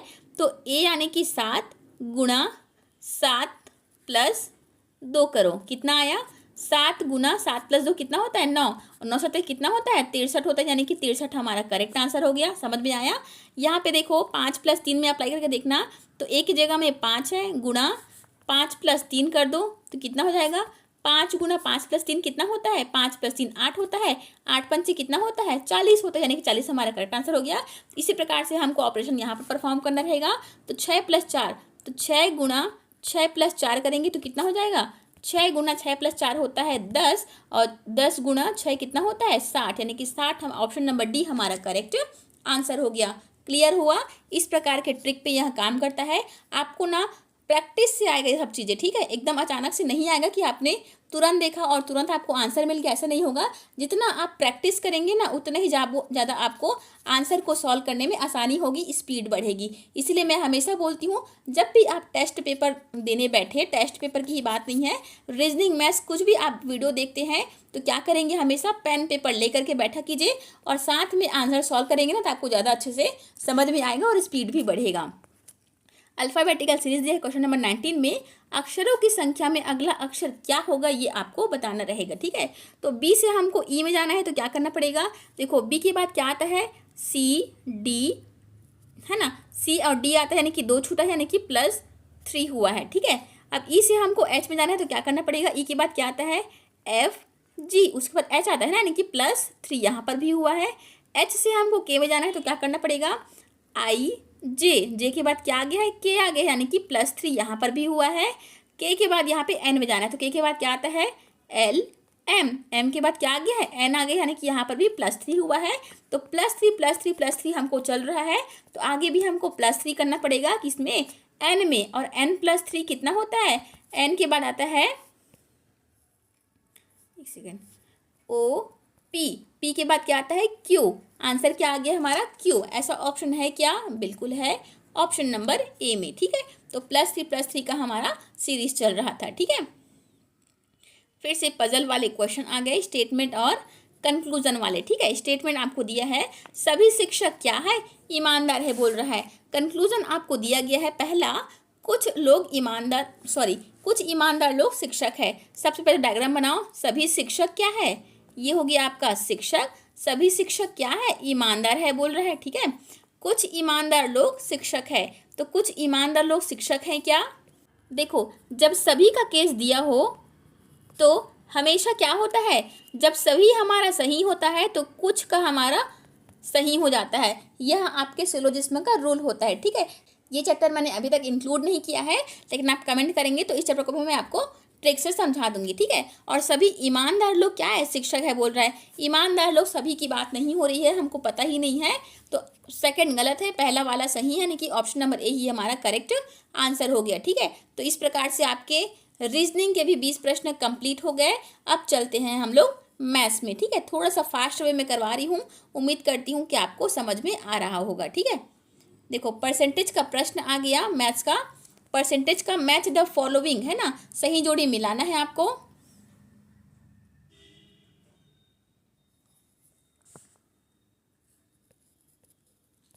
देखो पहले में दिया है 20% ऑफ 500, इसका आपको निकालना है। तो 20% का क्या होता है, नीचे में 100 होता है, परसेंट का नीचे में 100 होता है, ऑफ का मतलब गुणा, और 500 दिया इसलिए 500, 0 0 से 0 0 कैंसल, और 20 पंचे कितना होता है, 20 पंचे होता है 100। ऐसा ऑप्शन कहाँ पे है, पहले का आ गया हमारा ऑप्शन नंबर सी आ गया, ठीक है। पहले का सी आ गया, ठीक। और देखो दूसरे में क्या दिया है, 15% ऑफ 400, तो 15 का 15 लिखा, परसेंटेज का मतलब बटे में 100 होता है, और ऑफ का मतलब गुणा, और 400 दिया है, 0 से 0 कैंसल, 0 0 कैंसल, 15 चौक कितना होता है, 15 चौक हमारा 60 होता है। 60 कहाँ पे है, ए ऑप्शन में, यानी कि दूसरे का हो गया ए, ठीक है। तीसरे का क्या है, 10% परसेंट का 100 गुणा का यहाँ पे 600, 0 से 0 कैंसल, और 10 गुना 6 कितना होता है, फिर से यहाँ पे 60 हो गया, और 25% ऑफ 200 यानी कि 25/100 गुणा 200, 0 कैंसल हो गया, 25 दूना कितना होता है, 25 दूना होता है आपका 50। बस इतना ही आपको करना था। परसेंटेज का यह तो बहुत ही सिंपल प्रश्न था बोल दो। मैंने सिंपल से लेकर के एडवांस लेवल तक के प्रश्न को इंक्लूड करवाया है, तो जा करके जरूर से एक बार परसेंटेज वाले वीडियो को, ये वीडियो खत्म होने के बाद एक बार देख लेना, ठीक है। अब देखो नेक्स्ट प्रश्न आ गया, यदि किसी त्रिभुज के कोण 90 डिग्री, 60 डिग्री और 30 डिग्री है तो वह त्रिभुज किस प्रकार का त्रिभुज है, आपको बताना है। अब इस प्रश्न का आंसर अगर आप नहीं दे पाए तो क्या करेंगे, इससे इजी प्रश्न तो आपको मिल ही नहीं सकता। एक कोण का मान आपको क्या कर दिया है, 90 डिग्री दे दिया है। अब एक कोण का मान 90 डिग्री दे दिया है, मतलब दूसरा कोण आपस में 40 रहे 50 रहे, हमको कोई मतलब नहीं है उससे। पहला कोण अगर 90 डिग्री दे दिया, या मतलब यह क्या चीज़ है, समकोण त्रिभुज का उदाहरण है। क्लियर हो गया, ये कितना भी दिया है इससे हमको मतलब नहीं है। पहला 90 डिग्री दे दिया, इसका मतलब यह समकोण त्रिभुज है, ठीक है। बहुत ही इजी प्रश्न था, एकदम बच्चों वाला प्रश्न था। देखना, एक बेलन की त्रिज्या 7 सेंटीमीटर और ऊंचाई कितनी है, 10 सेंटीमीटर है, तो उसका आयतन कितना होगा, यह आपको बताना है। देखो, बेलन के आयतन का सूत्र क्या होता है, बेलन के आयतन का सूत्र होता है पाई आर स्क्वायर एच। कितना होता है, पाई आर स्क्वायर एच। सिर्फ और सिर्फ फॉर्मूला का खेल है फ्रेंड्स इसमें, है ना। व्यापम पूछता है इस प्रकार के प्रश्न भी सिर्फ और सिर्फ आपको फॉर्मूला का टेस्ट लेने के लिए, ठीक है। पाई का मान यहाँ पे 22/7 ले बोला है, तो 22/7 ले लिया हमने। आर बराबर कितना दिया है, त्रिज्या हमारा 7 का स्क्वायर यानी कि 7 × 7 लिख लिए। एच हमारा कितना दिया है, 10 दिया है। इस 7 से ये 7 कैंसल, कितना बचा, 22 × 7 × 10, 22 सत्ते कितना हो जाएगा, 7 दूनी 14 का 4 हासिल 1, 7 दूनी 14 और 1 15, 0 का यहाँ पे 0, तो 1540 हमारा करेक्ट आंसर हो गया। क्लियर है, तो इस प्रकार से आपको सॉल्व करना रहेगा। किसी वस्तु की कीमत, अगला प्रश्न है, किसी वस्तु की कीमत पहले 20% की वृद्धि हुई, फिर 20% की कमी हो गई, तो कुल प्रतिशत परिवर्तन क्या होगा, ये आपको बताना है। तो सबसे पहले देखो, इस प्रकार के प्रश्न को सॉल्व करने वाला परसेंटेज में मैंने, परसेंटेज वाले वीडियो में इस प्रकार के क्वेश्चंस को मैंने इंक्लूड किए हैं। तो हमेशा आपको क्या करना रहता है, 100 का बेस मान करके चलना रहता है। तो सबसे पहले क्या करेंगे, 20 का वृद्धि करेंगे, तो 100 गुणा 20 का वृद्धि मतलब क्या हो जाएगा, 100 + 20 करेंगे। परसेंटेज है इसलिए बटे में 100 लिख दिए, ठीक है। और 20 की कमी कर रहे हैं यानी कि गुणा 100 - 20 कर देंगे यहाँ पे, डिवाइडेड बाय परसेंटेज है इसलिए 100 हो गया। अब पूरा पूरा देखो, यहाँ से 100 से 100 कैंसल, और कुछ हो रहा है क्या, 100 + 20 कितना होता है, 120 गुणा 100 - 20 कितना होता है, 80 होता है, डिवाइडेड बाई 100, 0 से 0 कैंसिल, इस 0 से ये वाला 0 कैंसिल, 12 8 कितना होता है, 12 8 96 होता है। देखो 96 हमारा करेक्ट आंसर है क्या, 96 परसेंटेज में है ना, 96 हमारा आंसर नहीं है। जो हमने बेस माना था ना, कितना माना था, 100 माना था, तो 100 माइनस ये जो आंसर आया है उसको माइनस करना पड़ेगा। तो 100 - 96 करेंगे तो कितना हो जाएगा, ये हो जाएगा हमारा 4% करेक्ट आंसर हो जाएगा।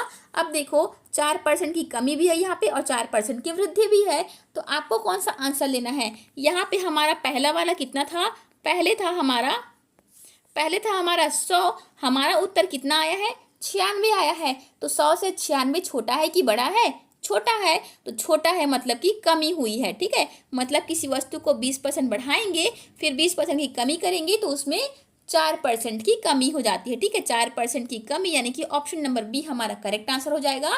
इस प्रकार के प्रश्न को आपको सॉल्व करना है तो वीडियो को एक बार जरूर से वॉच करना, मैंने एकदम बेसिक से उसमें समझाया है, ठीक है। देखो ये वाला प्रश्न भी देखते हैं।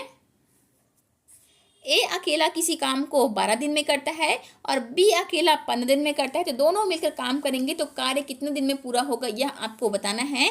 तो डायरेक्टली मैं इसका आंसर बता रही हूँ। इस प्रकार के प्रश्नों को सॉल्व करते हैं, 1/a + 1/b, ठीक है। a + b का दोनों दिन का कार्य कितना हो जाएगा, 1/a + 1/b, तो 1/12 + 1/15, दोनों का जब एलसीएम लेंगे तो कितना आता है, ये आता है आपका 60। और 12 पंचे हो जाएगा 60, इसलिए 5 को गुणा कर दिए, 12 15 चौक 60, तो 5 + 4 करेंगे, 5 4 कितना होता है 9/60 होता है, 60/9 हमारा आंसर हो जाएगा। ये देखो ये था आपका कार्य था, ठीक है। 9/60 क्या था, कार्य था, तो डेज में बदलने के लिए इसको उल्टा करना पड़ेगा, यानी कि 60/9 हमारा क्या हो जाएगा, डेज यानी कि दिन हो जाएगा, ठीक है। इसको जब आप गुणा भाग करेंगे तो क्या होता है 9 छक्के 54, और कितना बचेगा, ये बनेगा 60/9 है ना, और हासिल बचेगा 6, फिर 9, फिर इसको और कैंसिल करेंगे, 3 दूनी 6, 3 3 9, यानी कि 6 सही 2/3, ये आपका आंसर हो जाएगा 6 सही 2/3 है ना। यहाँ पे ये था 3,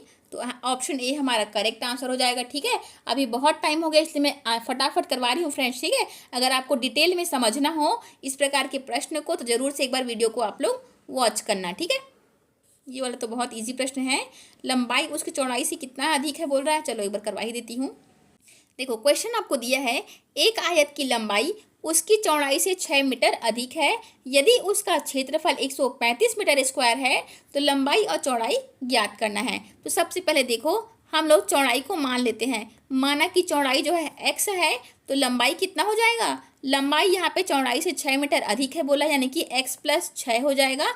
अब देखो आयत का क्षेत्रफल का फॉर्मूला क्या होता है, आयत के क्षेत्रफल का फॉर्मूला होता है लंबाई गुणित चौड़ाई, ये होता है।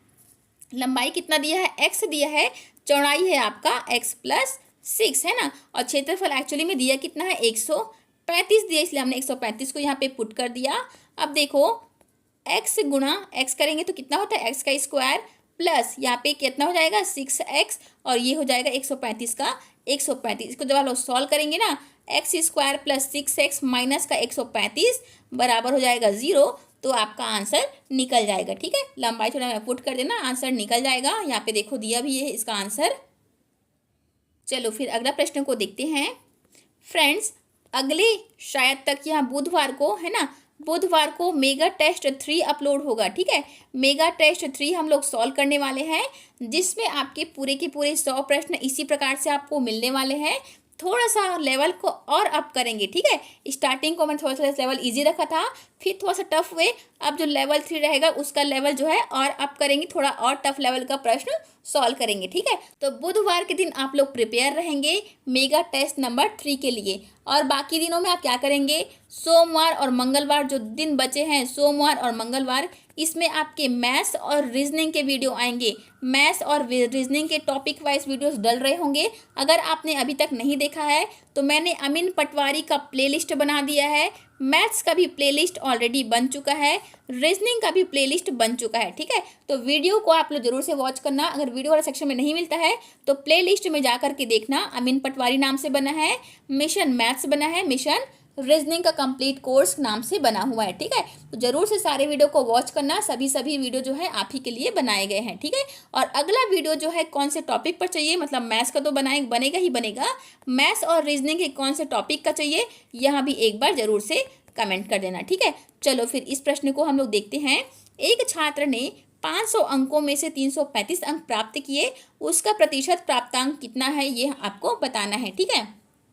तो देखो प्रतिशत निकालने के लिए आपको क्या करना पड़ता है, प्राप्तांक डिवाइडेड बाई कुल अंक, ये होता है आपका प्रतिशत निकालने का फॉर्मूला। प्राप्तांक डिवाइडेड बाई कुल अंक करें तो हमको प्रतिशत निकल जाएगा। अब देखो प्राप्तांक हमको कितना दिए, कितना प्राप्त हुआ है 375, डिवाइडेड बाई कुल अंक कितना है 500 है, गुणा करके यहाँ पे 100 लिख दिए, 0 से 0 कैंसिल, इस 0 से इस 0 कैंसिल। अब देखो 5 एकम 5, 5 सत्ते 35, 2 बचे थे तो 5 पंचे 25, 75% हमारा करेक्ट आंसर हो गया, यानी कि ऑप्शन नंबर सी हमारा करेक्ट आंसर हो गया, ठीक है। तो चलिए फ्रेंड्स, बहुत ही लंबा वीडियो हो गया है, अभी वीडियो को मैं यहीं पे एंड करती हूँ। बाकी जो क्वेश्चंस बचे हैं ना, उसको मैं आपको मैथ्स और रीजनिंग वाले जो टॉपिक वाइज वीडियो हैं उसमें कवर करा दूंगी। जरूर से मुझे एक बार कमेंट कर देना कि अगला वीडियो जो है वह आपको किस टॉपिक पर चाहिए, ठीक है। तो मिलते हैं अगले वीडियो में।